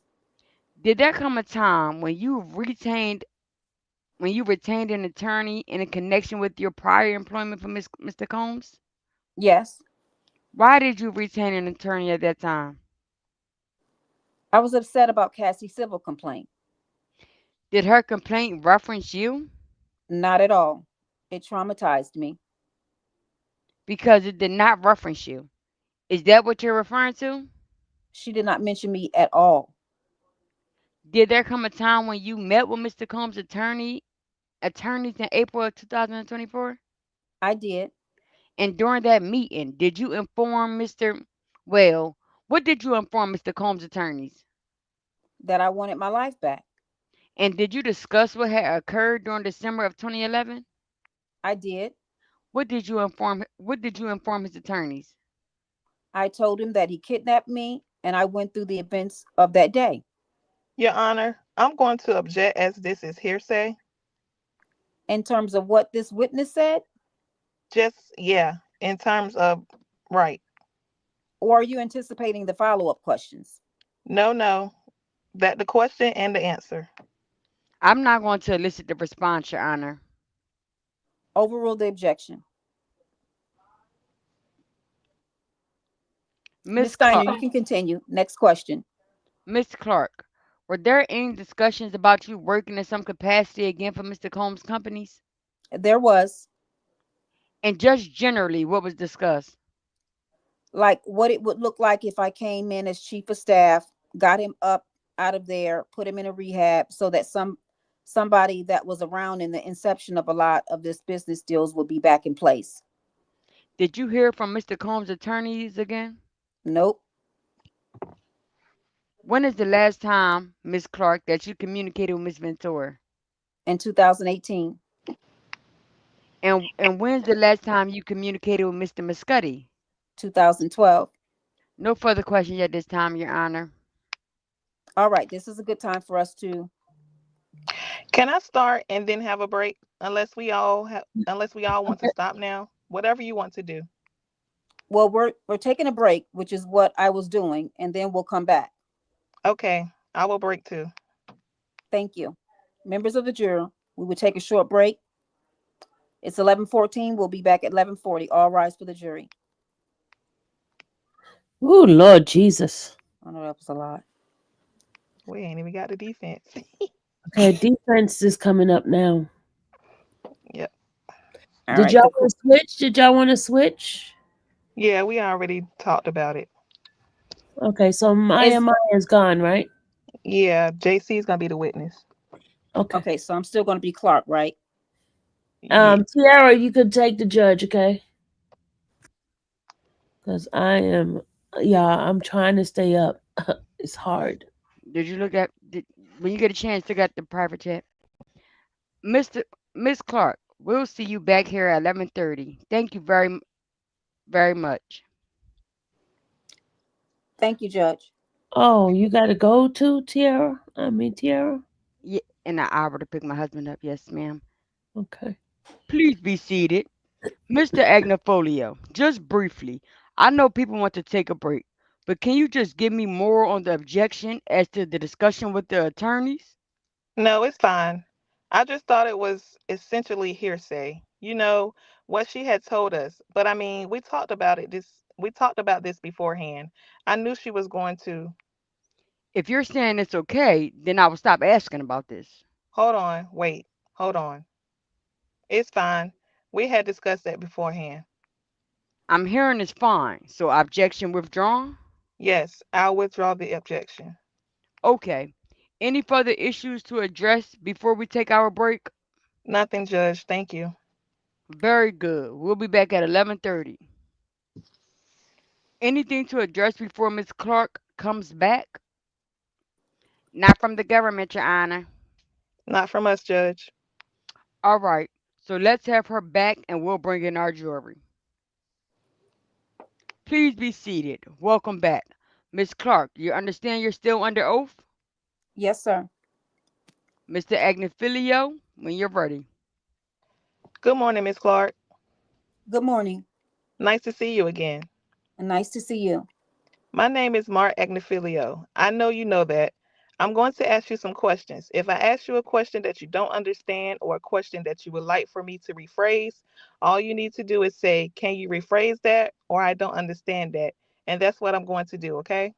Yes, sir. All right. So this is actually the second time we're meeting, right? Yes. Okay. And the first time we met, I don't know if you remember, it was April 10th, 2024. Yes.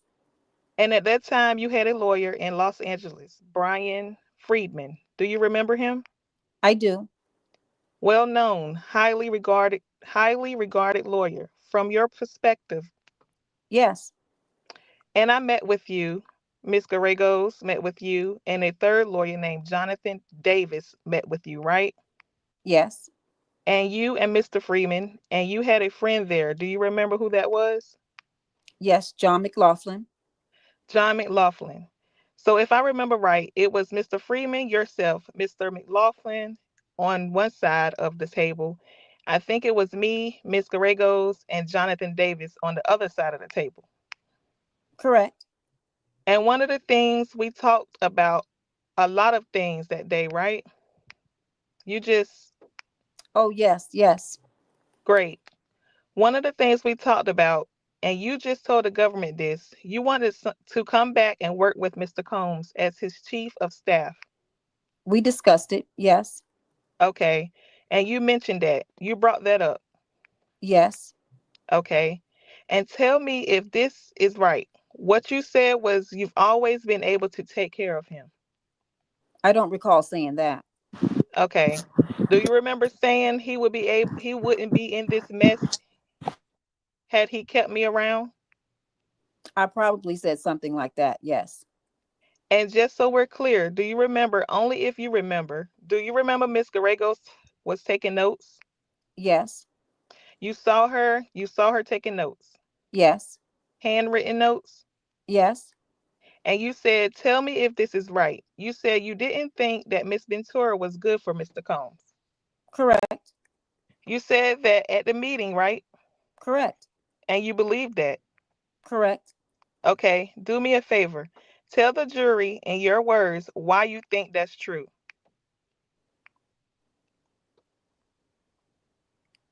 Objection. I just felt they were. Oh, sorry. Go ahead, JC. Overruled. Okay, that's you. I just felt that they were toxic as a couple. No, that's not. Okay, Oh, yeah, that is me. Answer. Y'all I'm playing the sorry. wrong part. What's going on? JC is the Yeah, I'm the witness. I'm not sure who the witness. court is The now. court is Maya. Did you guys give her a Patreon? Because Tiara has to leave. That was at 11, so you want me to stop now? No, go ahead. No, you go ahead on, and then she take over. Just let her know what page you're on. I'm sorry, Okay. guys. 2630. Okay, and tell me if this is right. When you first met and you called him Puff, right? I did. Okay, and you never called him Sean, Never. and you never called him Combs. Never. You called him Puff. Puff. Okay, so if it's okay with you, just since that you called him, can we call him Puff? Is that all right? Yeah, I just kind of go with whatever it's being asked, but absolutely, yeah. Okay, all right. Let's call him Mr. Combs. Okay, Judge, that ends that. We're going to call him Mr. Combs. Mr. Combs. So, when did you first meet Mr. Combs? In 2002, when I moved to New York. Okay, and before you worked with him, before anything else, you and he were friends. Correct. You guys hung out a lot, Yes. and you had a mutual friend. Yes. And remind the jury of that person's name, Jeanette Delone. Jeanette Delone. And to your knowledge, from what you could see, did Miss Delone and Mr. Combs have any kind of romantic relationship from what you could tell? I know I knew that they had in the past Okay. a relationship.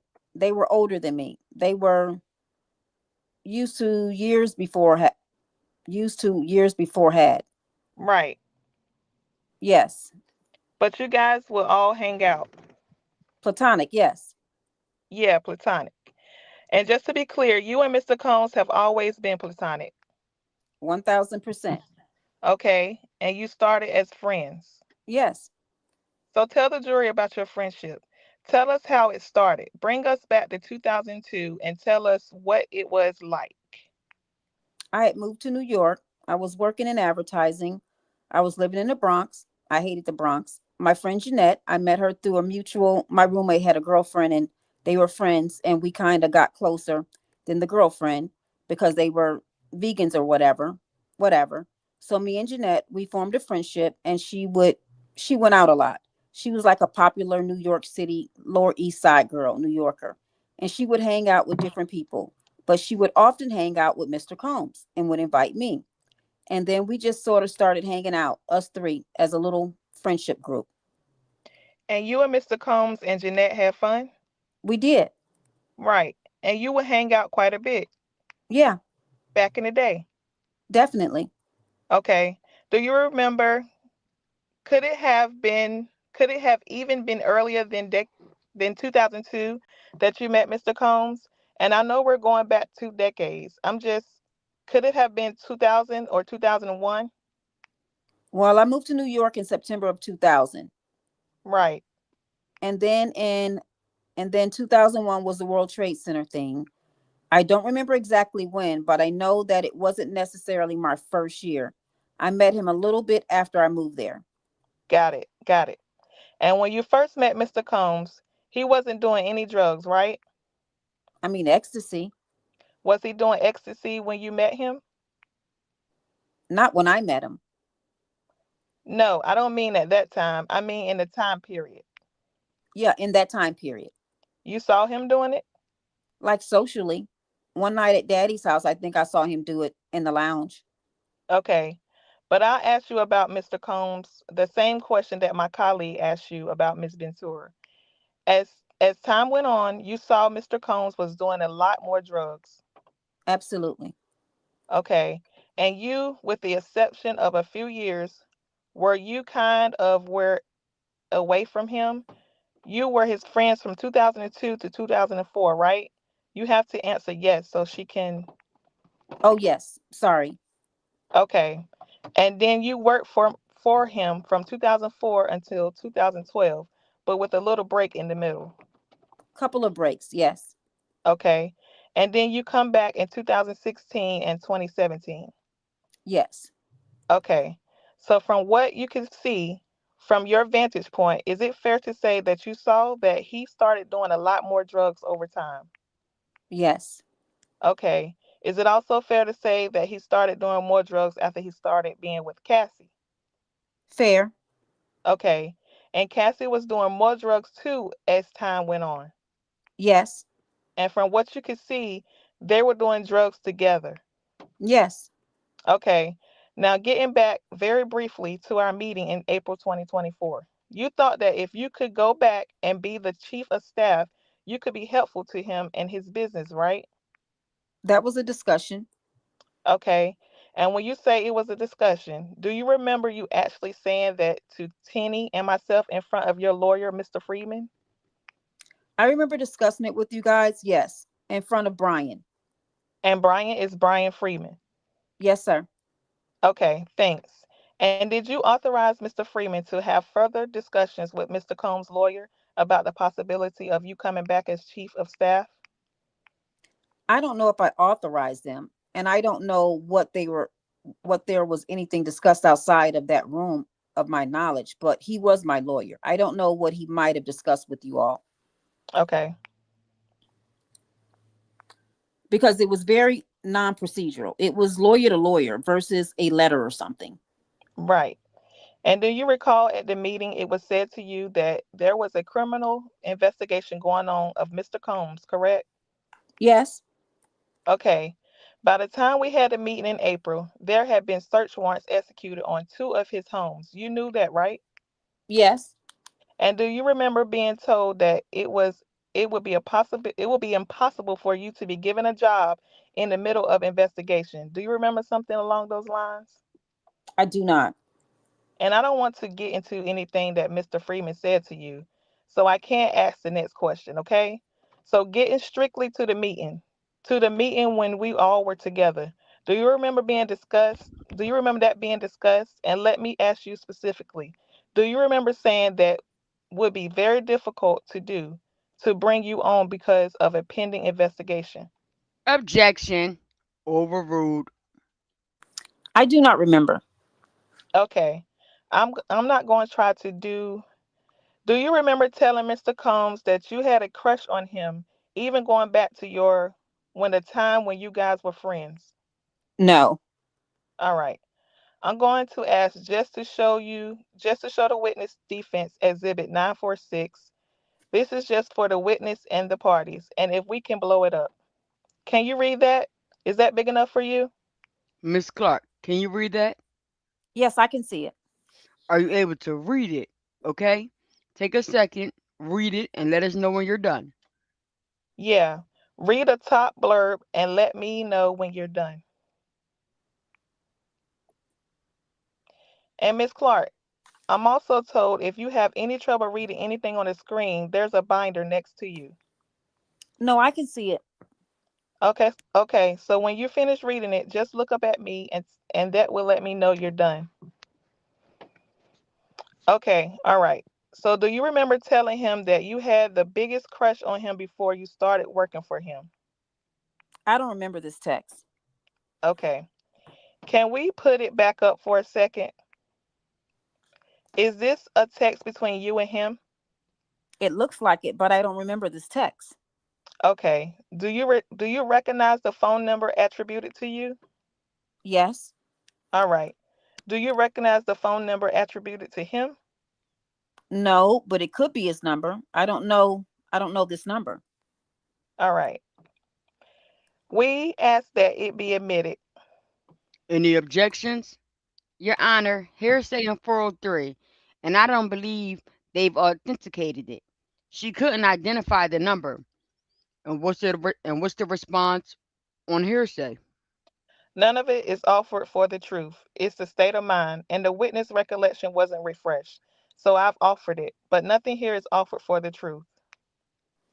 Your Honor, I think it's clearly being offered for the truth. There is no response other than the witness's text message. Mr. Agnifolio, there was an issue raised with respect to authentication, so why don't you try We had a stipulation. Okay, hold on one second. We have a stipulation on authenticity. Miss Steiner? Can we have a sidebar, Your Honor? Very brief.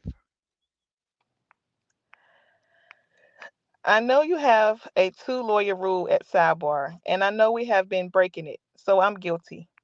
Well, it's like who wants to be a millionaire? You get a few lifelines, but you're running out. Great. Judge, I have to do something on this trial. I can't read. Miss Steiner? Yes, Your Honor. The issue here, the reason the government is objecting is because this witness is not sure what these numbers are. So it's a relevance issue to this witness. She herself can be at, can't know who this conversation is between in any definitive way. Well, if there's not, you're not objecting on authentication grounds, right? Just one moment. I take defense counsel's representation that this is covered by one of the stipulations that this came from Mr. Combs' device or iCloud's account. That's right. If it's covered by that stipulation, we're not arguing it's not from his phone. The issue for 401 and 403 purposes, this witness doesn't recognize it to be a conversation she had. Well, she doesn't recall the conversation. But if there's no authentication objection, then it is what it appears to be. And the parties have stipulated that it is, in fact, authentic communication from Mr. Combs' phone. So the question is it inadmissible hearsay? And Mr. Agnifolio says it goes to her state of mind. And I've reviewed the message, and it does appear to go purely to her state of mind. So that overcomes the hearsay objection. So at that point, there will be a 403 issue. So on 403 grounds, what's the argument? I think that there's the probative value of this is so low that the risk of confusing a jury with the document that she is not quite sure who the communication is between is high. It would be one thing if she could even know who the parties are in the conversation, but she's not sure. Understood. I think you can ask a couple questions to resolve that particular issue Okay. of who the people are on this communication. Okay. To address the, I suppose it's the 401, 402 issue. As to 403, why is this probative? What's its probative of? It's probative. I think it undermines her entire direct testimony that she was subject of all these horrific threats. So ask those questions and you can seek to offer it again. Okay.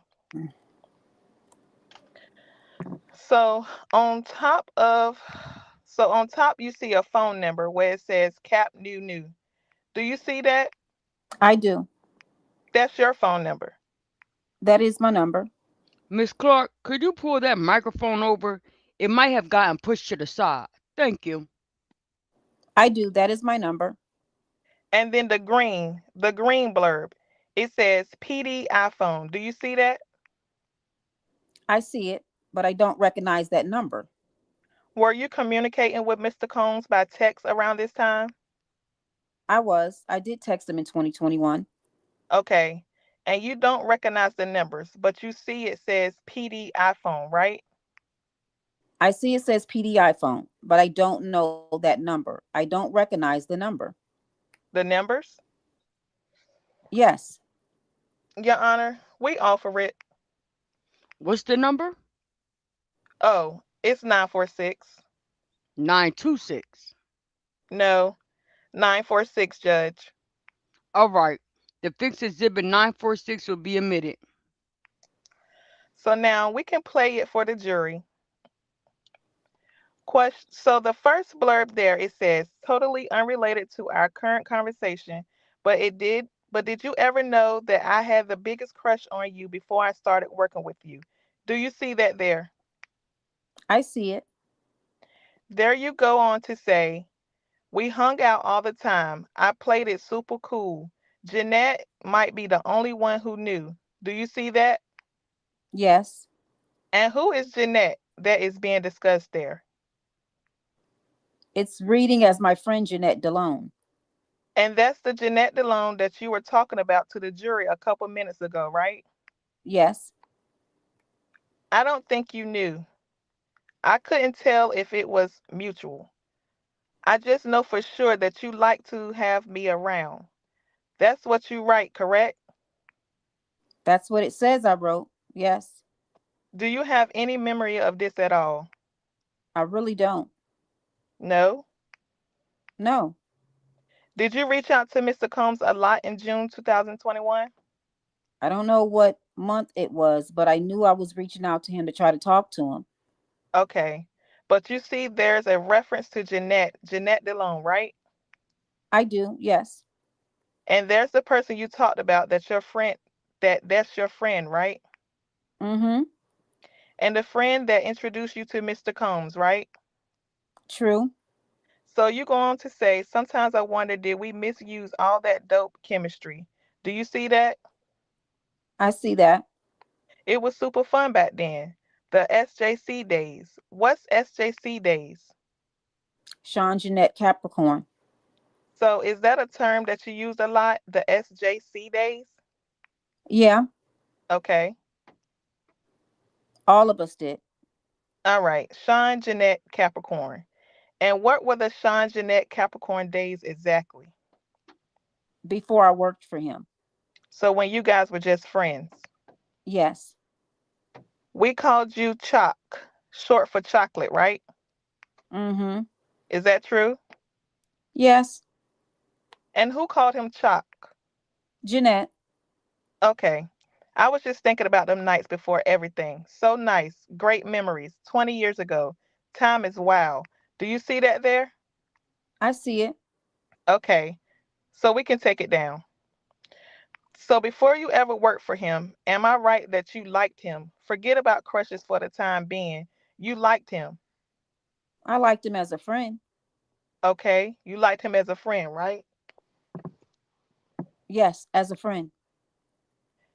Yeah, I'm sorry. I'm going to keep doing that to you. I'm sorry. Yes, I liked him as a friend. You also respected him, didn't you?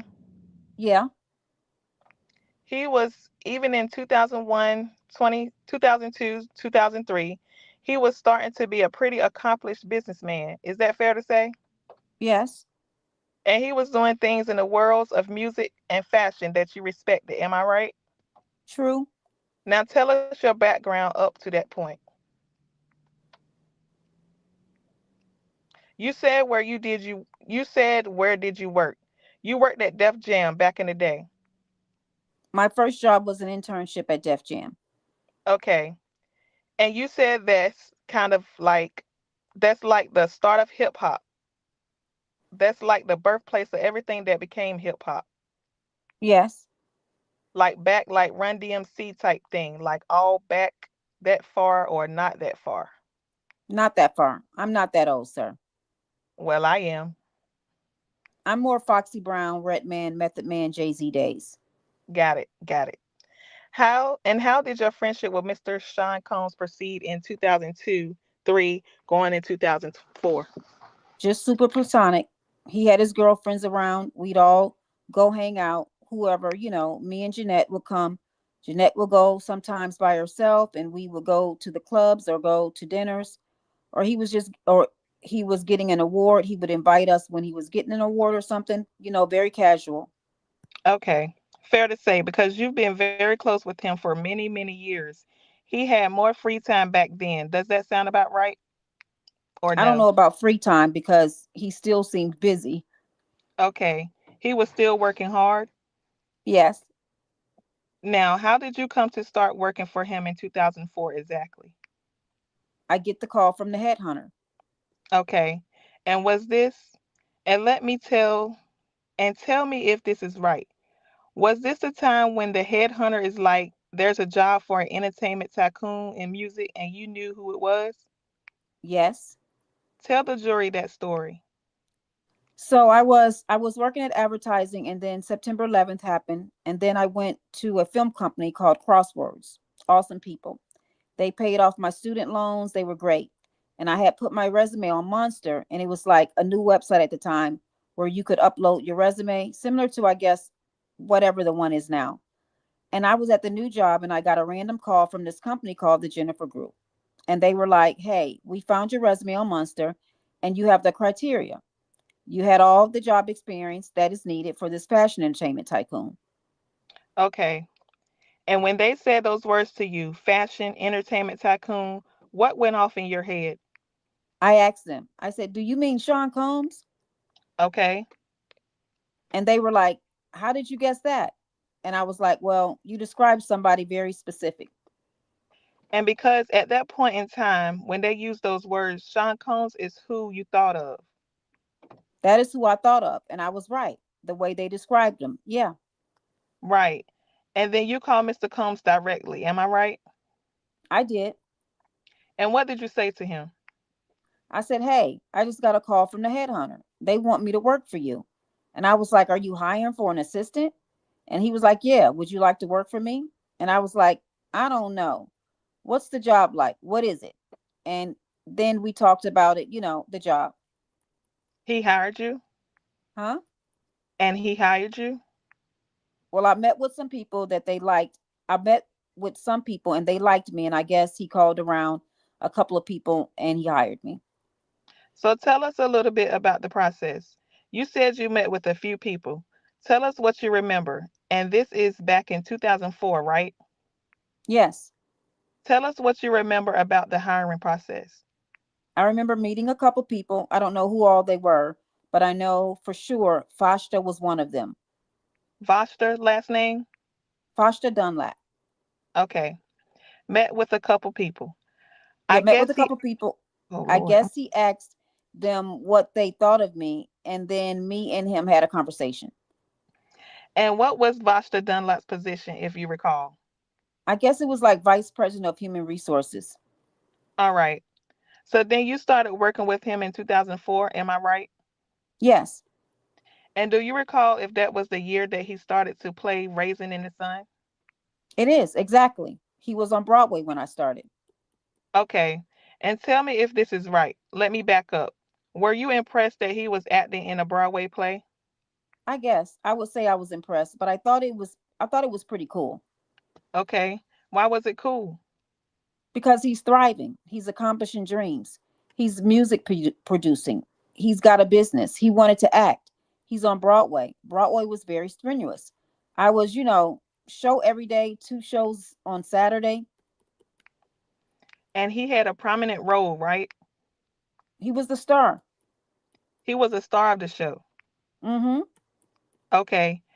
He was also involved in something called the Vote or Die campaign. Yes. Tell us about that. One day we were leaving the show on a Saturday and in between shows, and he was like, I have an idea.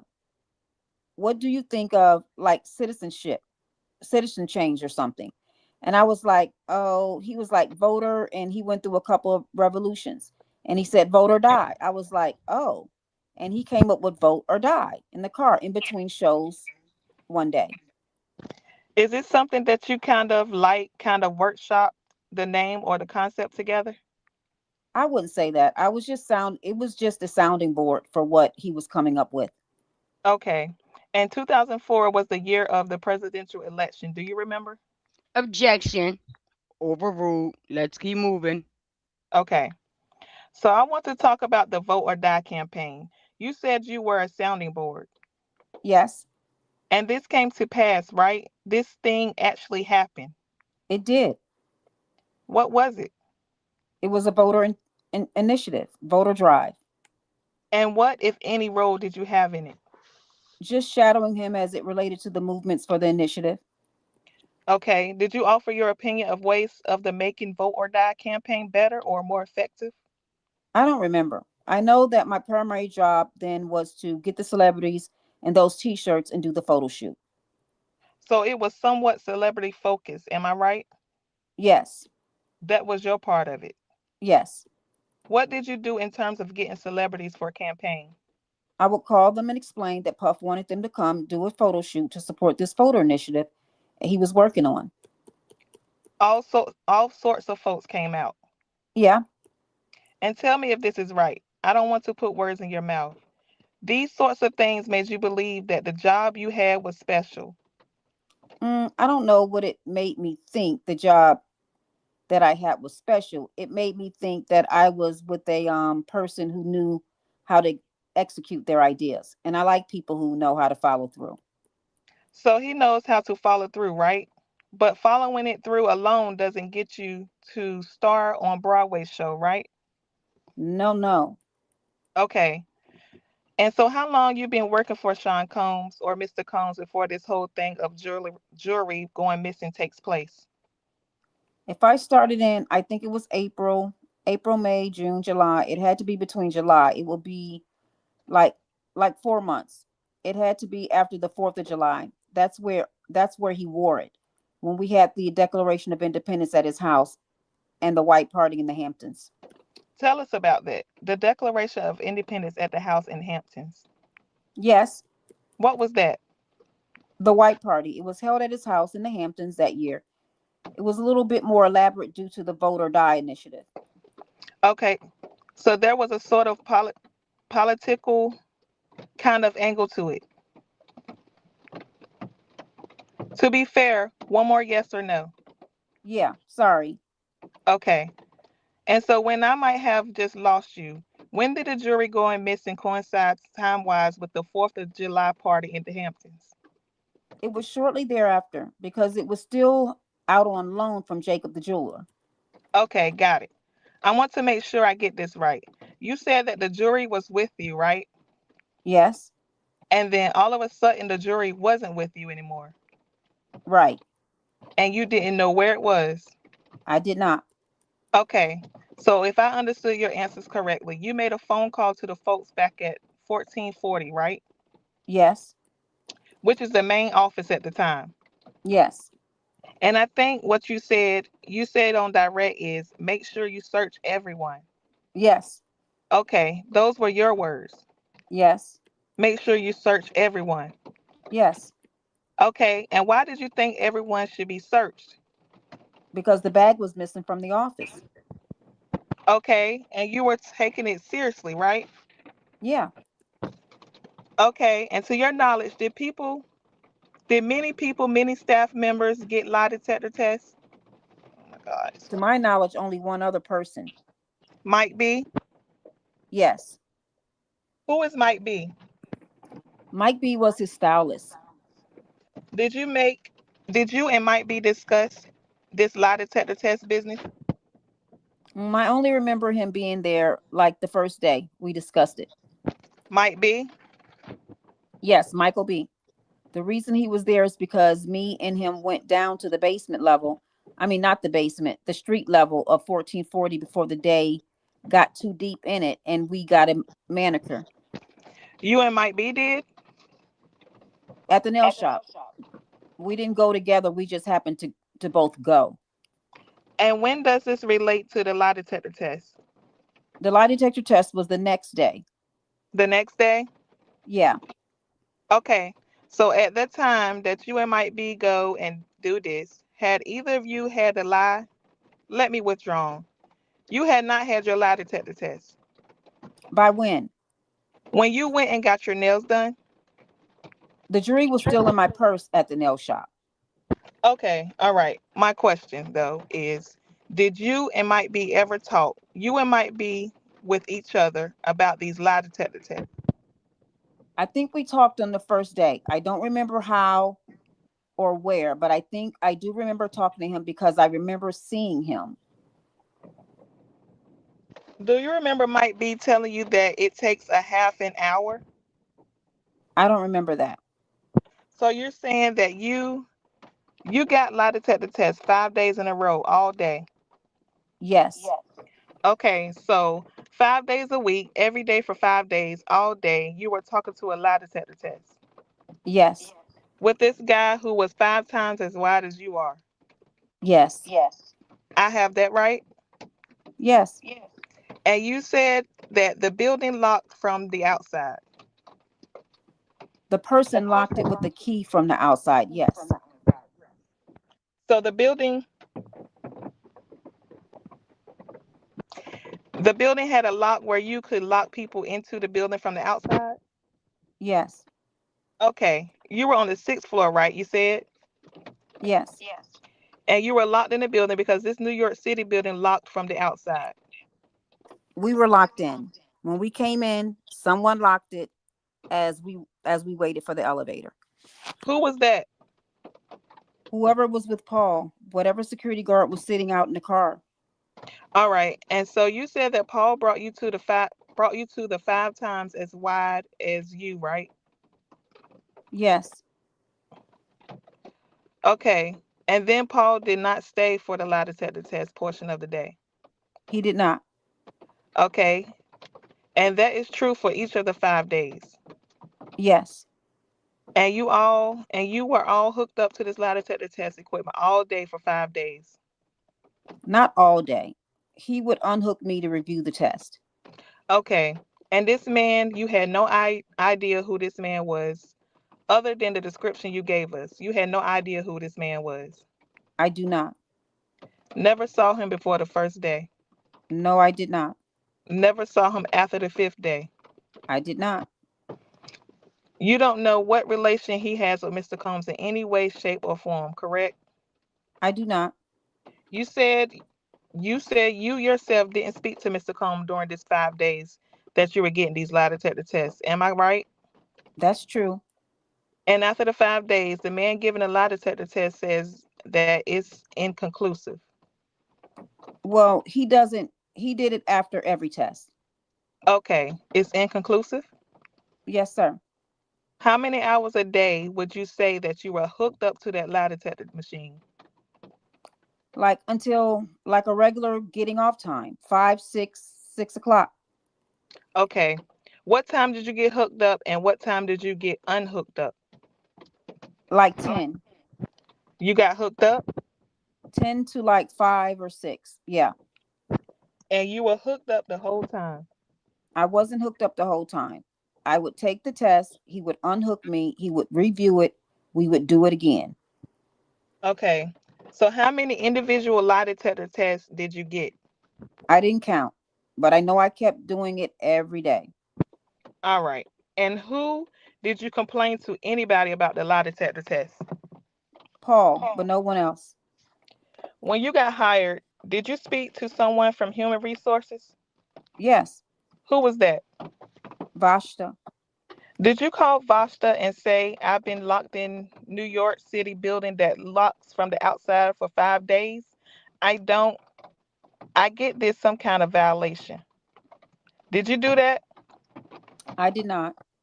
Okay. You spoke with Vasta from time to time, right? I did. Vasta was approachable, right? Futile conversations, but yeah, she was approachable. Okay. You know where her office was, right? I did. You knew that she had a working telephone, right? I did. Okay, and you never called Vosh to say, you should know an employee of this company is being kidnapped, locked in a building of New York City that locks from the outside on the sixth floor, being given a lie detector test after lie detector test every day for 5 days straight. You never had that conversation. I did not. Then how long did you continue to work for the company after the 5 days of the lie detector test? I worked for him maybe another couple months, not very long. The lie detector tests were 2004, right? Yeah, Okay. You didn't You worked all of 2005 and all of 2006 with the company. I did, but I got fired in 2004. You got fired in 2004? Uh-huh. When was that? Between the lie detector tests and his birthday. All right. So you got fired in 2004. Yes. You sure? Yes. Okay. What were you fired for? Over his girlfriend at the time, Erica Hugh. So you got fired over another girlfriend. Yes. And then how long were you not working for the company? Like 3 or 4 weeks. 3 or 4 weeks? Yeah. Okay. So tell us how that worked. So you get fired Mm-hmm. for 3 or 4 weeks. Yes. Okay. And then after 3 or 4 weeks, how did you get unfired? I was happy to be fired. I was getting rest. I rested for 3 weeks. I got a call from Norma Augenblick. It was time to do the 35th birthday party at Caprana. Norma's stipulation was if he was going to work on the party was I'm not going to this party unless Capricorn is doing the celebrity guest list. She and he called and said, look, will you come back to do the celebrity list for Puff's party at Caprana?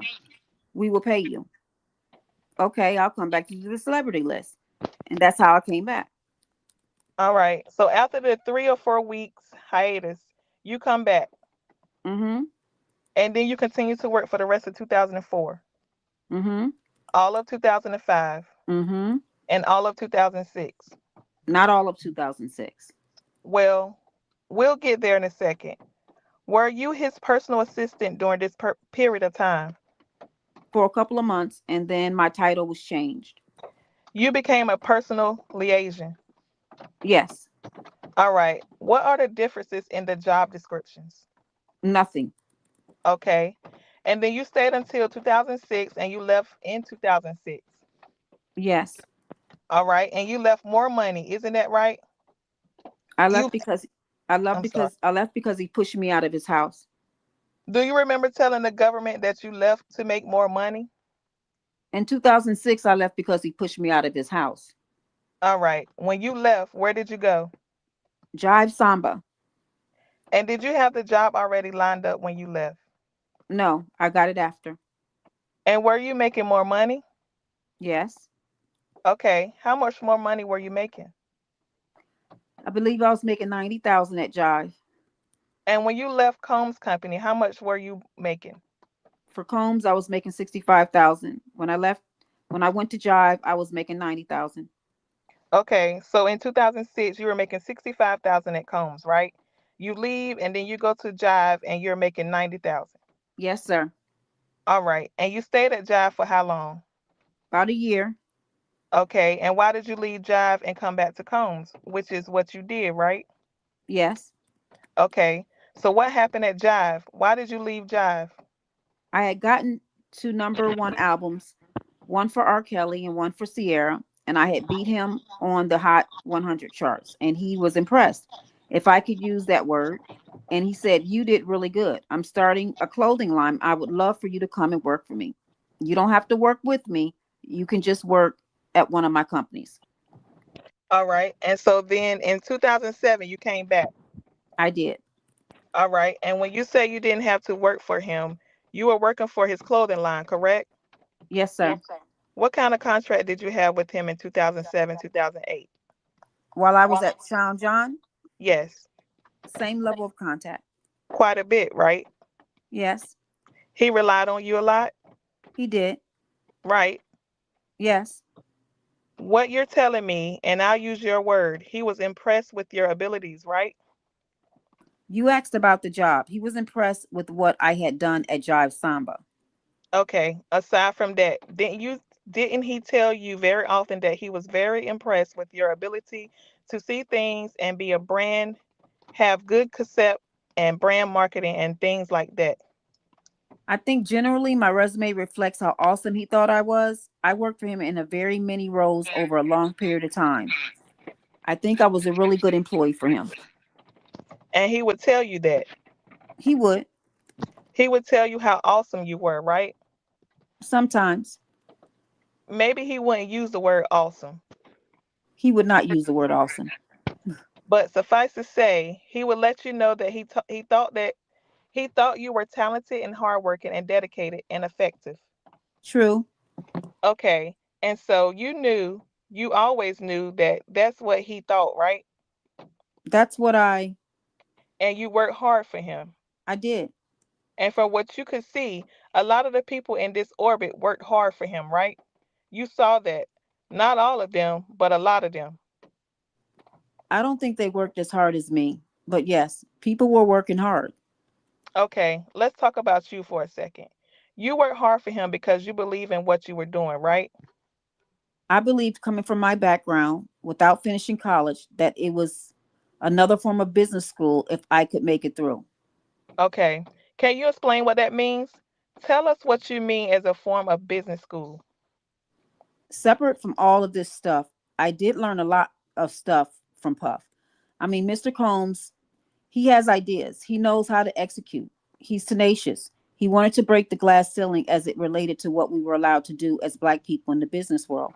And it helped when you're working so hard to be working with somebody who would match wits with you or with fever to be successful. All right. Let me unpack a little bit of what you said. Do you need a minute? No, I'm fine, sir. Sorry. I mean, this is very complicated. I got it. Mr. Agnifolio, we're going to take a break in a few minutes. So when you get to a good landing place, We can do it now, Judge.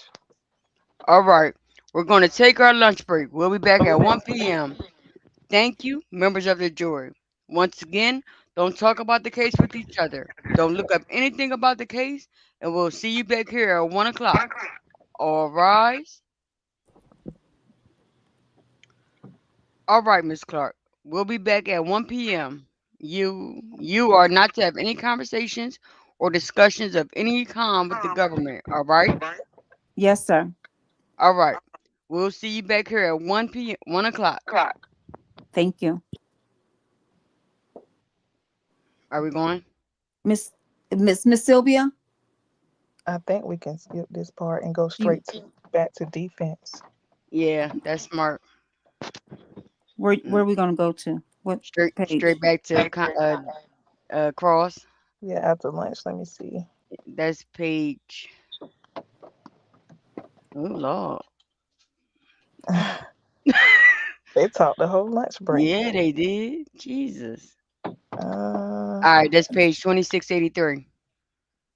2683. okay. You got it? Um, yep, I got it. You got it, Mimi? Yeah. Miss Clark, do you understand you're still under oath? Yes, sir. Mr. Agnifilio, you may proceed. Good afternoon, Miss Clark. Good afternoon, sir. So I want to get back very briefly to when you left Combs' employment in 2006 and went to, was it Samba Records? Jive Samba, yes. And do you remember that Mr. Combs was supportive of you leaving and going there? I don't really remember, but I don't remember that it was a problem based on what had happened. Do you remember that he had good connections with the leadership of Samba? He did, but I did too.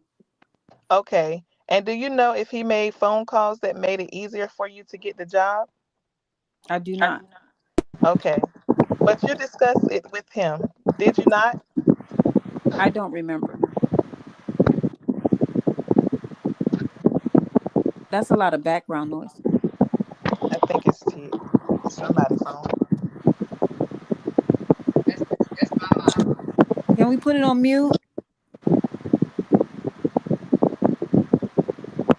Mama, can you mute your phone? It's not me.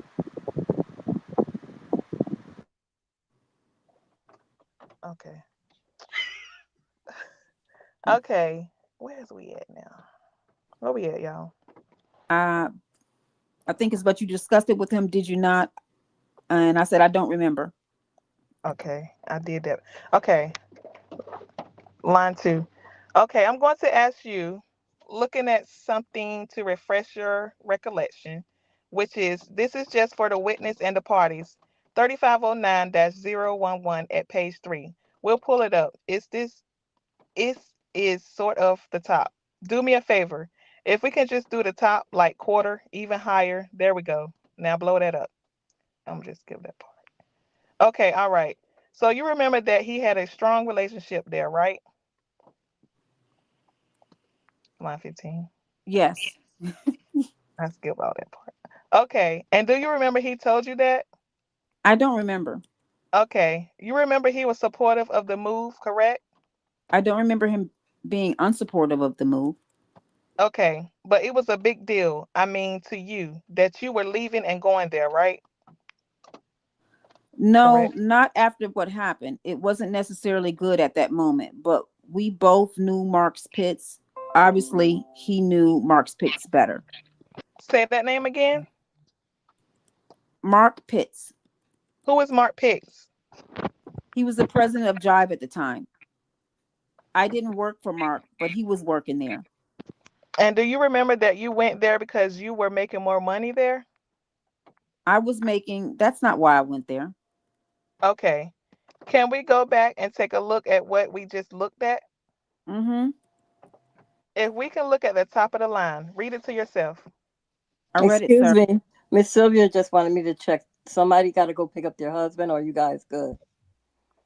No, I got 10 minutes. Oh, okay. Okay.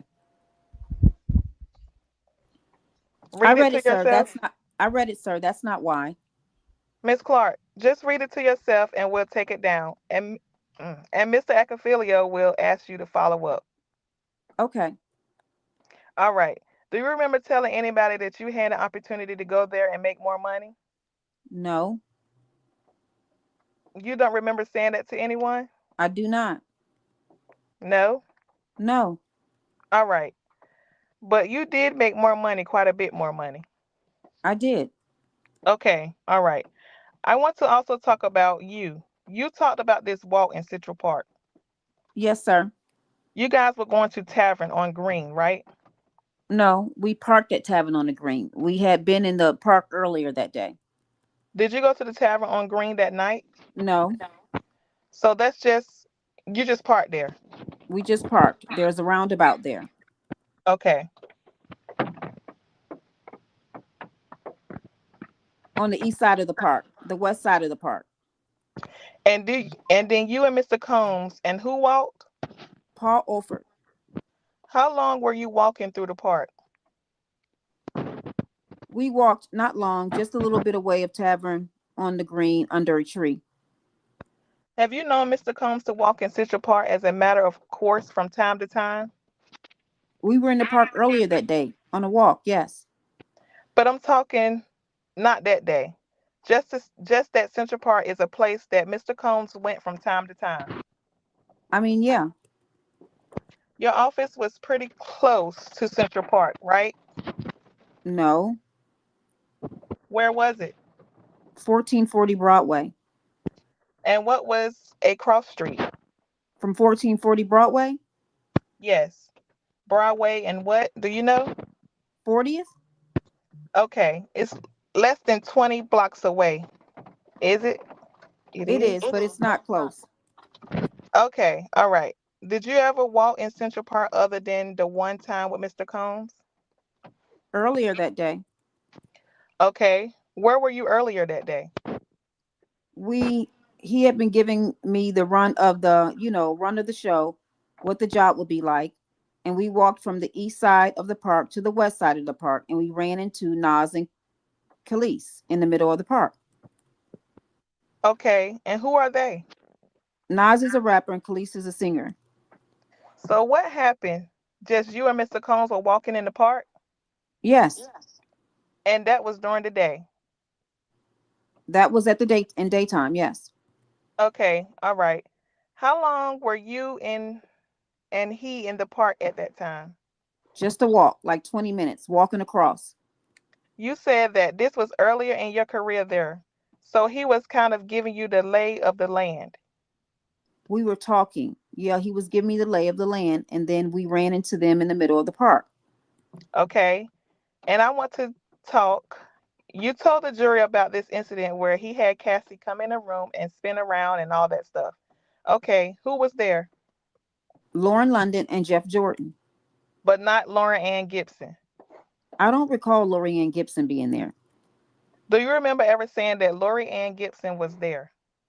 I never said Lorianne Gibson was there. Can we look at 3509-055, page 3, just for the witness and the parties? Blow it up, the top, maybe third.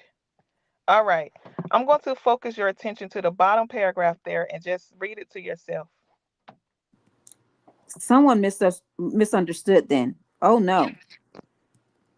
We're not there yet. We're not there yet. All righty. Okay, just read it to yourself, and when you're done reading, just look up at me. Who is Lori Ann Gibson? Lorianne Gibson is the choreographer. You know her, right? I do. You know her more many years. Yeah. She goes back to the old, withdrawn and old, to the days of hip hop from like back in the 90s, like you do. No, I don't go back to the 90s like she does. She's older than I am. So she goes back even further than you. Yes, sir. Okay. Do you remember telling the government that this thing with Cassie spinning around with Laura Ann and Chef Jordan in 2010? No, it was like I was misunderstood. They heard Lorianne instead of Lauren. Okay. So you didn't take these notes, correct? No, I didn't take these notes. How many times would you say you met with the government before you testified today? I don't know. A couple of times. I don't know the exact count. Couple meaning like more than like a dozen? Maybe a dozen. It's a good number. All right. And so you understand when you sit down with them, they have an agent taking notes or one of the prosecutors taking notes, right? You have to answer yes or no. I'm sorry. Yes, sir. Sorry. What you're saying, so you didn't say Lori Ann Gibson. Absolutely not. All right. Okay. I want to talk about Cassie Ventura for a little bit. Okay. When did you first meet Cassie Ventura? I met Cassie briefly when she was signed. When Niles brought her to be signed, I met her and Ryan Leslie. And just tell the jury has heard a little bit. Tell the jury who Ryan Leslie is. Ryan Leslie was a producer. He came in with her as her sort of like the producer that she was working with. And they were being managed by Glenn Niles, who was head of publishing at Bat Boy, and she was married to Cassie's lawyer and Ryan Leslie's lawyer. So it kind of came like that, and I met them through Glenn.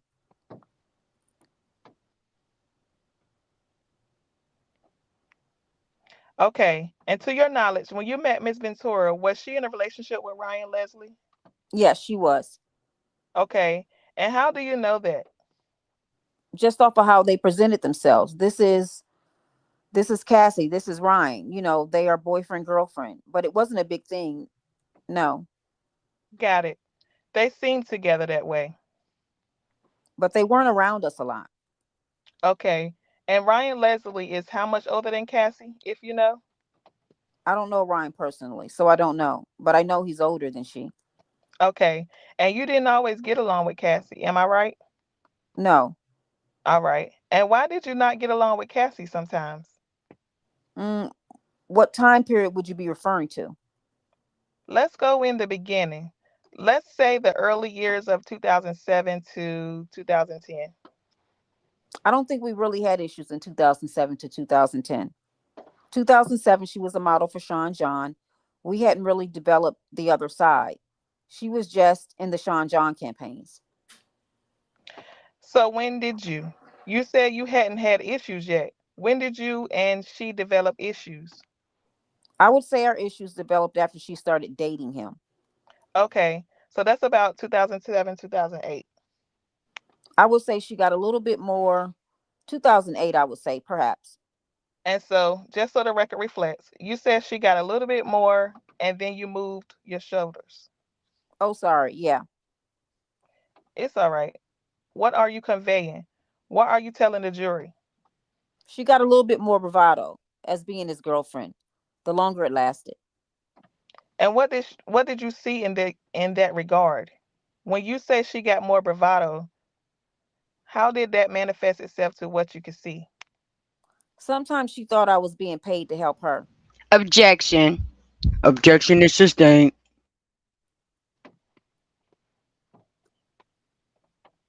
The jury should disregard the witness answer. Mr. Ignifilo, you can re ask the question in a way. Sure, sure, sure. Without getting into what she might have been thinking, Apologies. no, no, no, that's all right. I'm asking really what you were able to see. So, were you able to see and hear, sense from being around her? Just that her expectations levels were increasing. How did that manifest itself? What could you see? What could you hear? She went from being a sweet model to a feisty girlfriend. Okay, and did you think she was very talented? I think she had talent, and I think she was very beautiful. She was a very beautiful girl. So, is having talent different than being very talented? Yes, Okay, so I asked you if she was very talented and she was not very talented, as far as you're concerned, correct? true. You said she had talent. Yes, And tell the jury you've been in this field your whole career, correct? yes, sir. And do you feel like you're a pretty good judge of talent from what you can see? I mean, it's subjective, but I think I have a good taste. Okay, all right. And why did you think she just had talent as opposed to being very talented? Talented to me is Whitney Houston, Mariah Carey. Very talented is that level of performer, entertainer. Cassie was more of a studio artist. Okay, what does that mean? Tell us what a studio artist is. I'm a little bit more comfortable in the vocal booth to have a little bit of things equalized for you and engineered properly. Less of a live performer. Okay, so you said equalized vocal. Her voice will have to be manipulated by other means to live up to withdrawn. I obviously don't know this terrain very Wow, well. Dad. Huh? So Mariah Carey, Whitney Houston get up in front of the microphone, belt it out, and the world says, "Wow, that was amazing!" Right? True. That's not Cassie. No. Okay. What did Cassie need to put a record out? She needed number one, great records. She needed a well oiled plan. She needed to go out there and work it.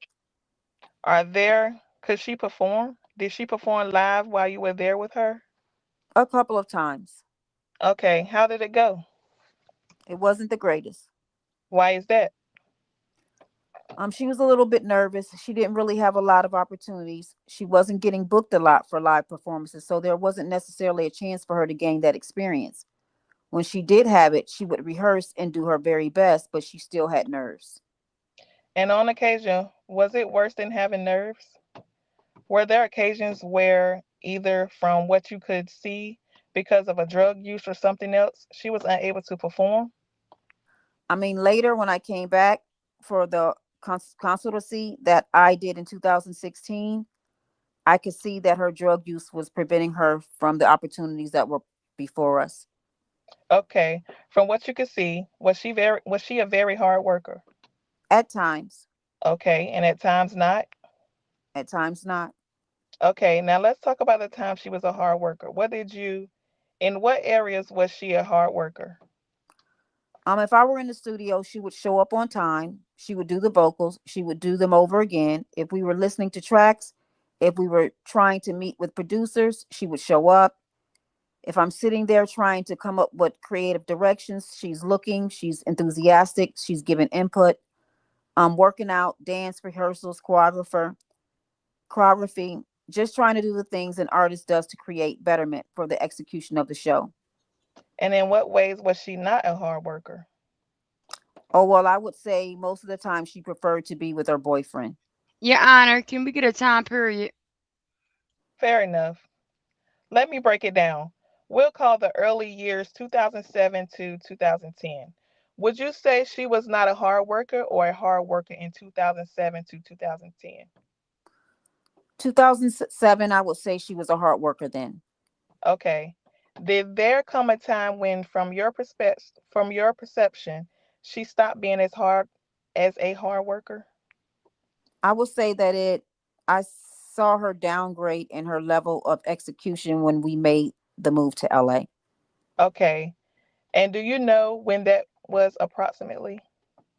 After Kim had the twins in 2009ish. Okay.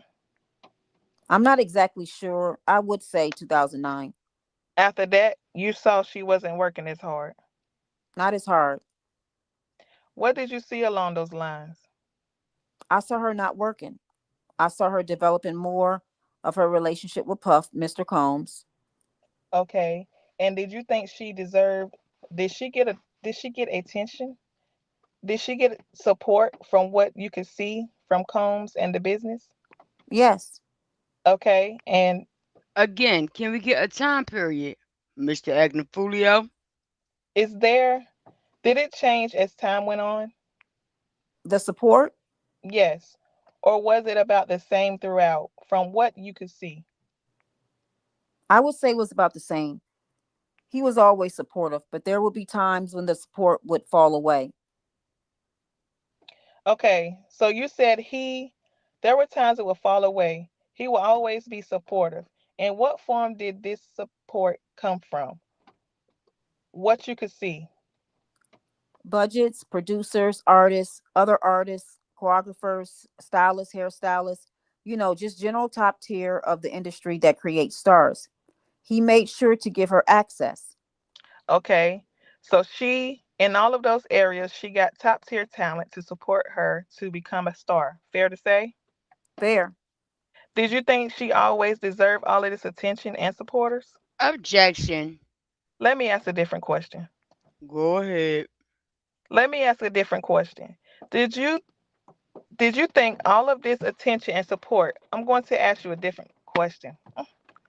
Were there other artists in Bad Boy who were getting less attention and support than she was? Yes. Okay.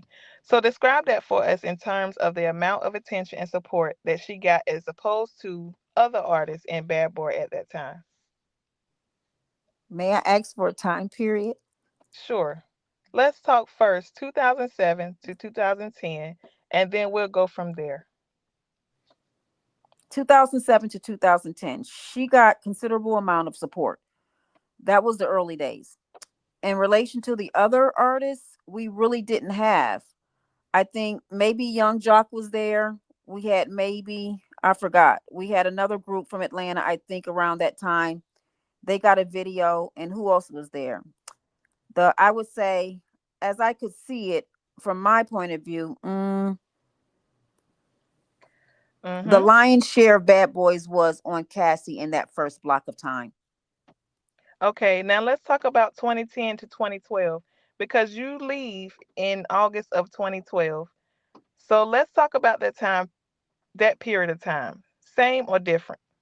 Different. Okay, in what way? We had new artists at the time. My portfolio in terms of who I was working with, as in relation to Bad Boy, opened up. That's when French, like I developed French Montana, had Red Cafe and MGK, and MGK was getting a lot of attention, as was French Montana. So I kind of see I was from where I was kind of seeing support now for the other artists as well. Okay, about the same level of support and attention as Cassie was getting, roughly. Yes, Okay, and you came back in what year after you left in 2012? 2016. Okay, 2016, 2017, same question. What kind of attention and support was Cassie getting during those years? I would say the same support. However, he had fell back in terms of being on our sets, being there when we were working. He took a step back. You mean Mr. Combs? Yes. Got it. So I say we kind of put it more in her hands in that 2016 window to actually show up and do it. Like he wasn't going to ride her now. He wasn't over her shoulder on set. He wasn't doing whatever he was. He was doing whatever he was. And he was just supporting from the phone. Okay, but in 2016, 2017, it was your job to work closely with Cassie, right? Yes. And tell the jury exactly what you did for Cassie in 2016 and 17. So she had a deal. She got a new record deal on Epic. And she and I had spoken since 2012. We ran into each other somewhere and she was like, "Hey, I got a new record deal. Maybe I'll talk to Puff. Maybe we can get together and work on some stuff." And I haven't been doing anything since. I had a baby and I love being creative. I love my work. And so it was the first thing was the MTV Awards that year to come up with the look for her. And we turned her hair highlighter green and dressed her like David Boyd. And it was amazing. And then we did a photo shoot at my house on Puff's birthday to support the project. We wrote a movie. We shot a mini movie. We shot videos. And that was pretty much the time. Every time I saw her, it was for work. Okay, I'm gonna be honest, y'all. We got a lot to go, and it's 11:40, I and I got know. work tomorrow. So, We can. Is Miss Sylvie, she sleep? I'm not sure. Okay. Well, I guess it's a good time to stop. Is it over with? No, we're just No. on. No, we're still in the middle of cross. So she might have to finish this tomorrow. So thank you guys for joining us. We appreciate it. We hope you guys got a good amount of the transcript so you can kind of have a little better understanding of what happened today. But we appreciate you guys jumping on. And thank Thanks, you, guys. Mimi. Thank you, Thank you. Tiara. Thank y'all as well. You guys have a good night. You too. All right, bye guys. Night. Bye. Hey Ruby, tomorrow I'm gonna do it tomorrow for the jury. All right, guys. Good night. Good night, Miss Sylvia. Good night.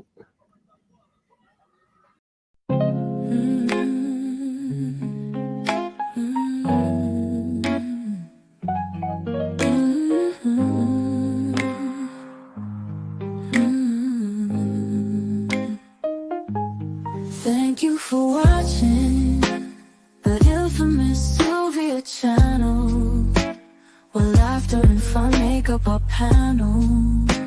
Together we build this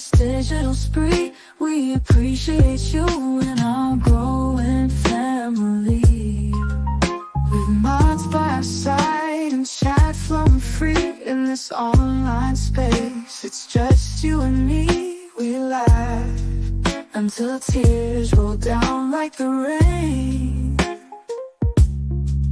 In this virtual world, you ease all my pains. We're a family, not just a show. Every click and comment makes us grow. Minds in check, keeping the vibe so right. Together we shine like stars in the night.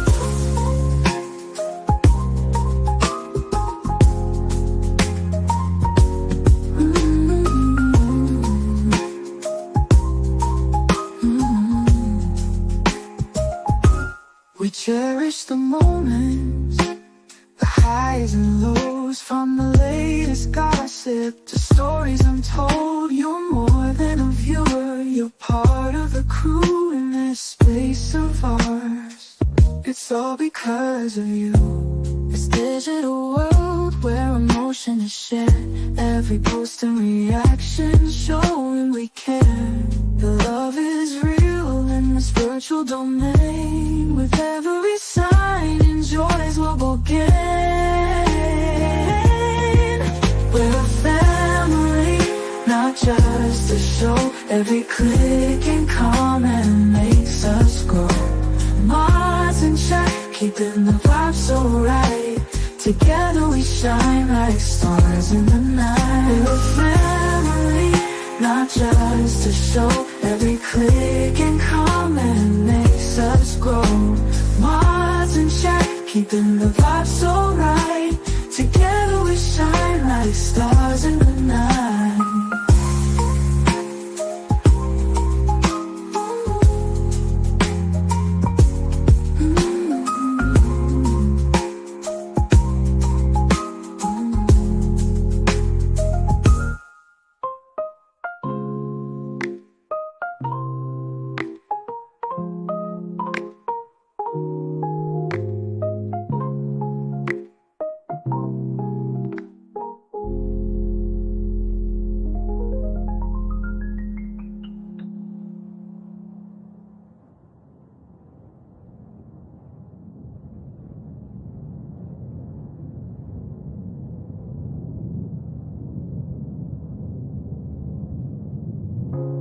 This digital world where emotion is shared, every post and reaction showing we care.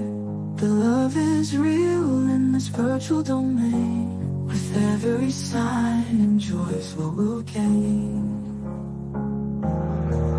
We're a family, not just a show. Every click and comment makes us grow. Minds in check, keeping the vibe so right. Together we shine like stars in the night.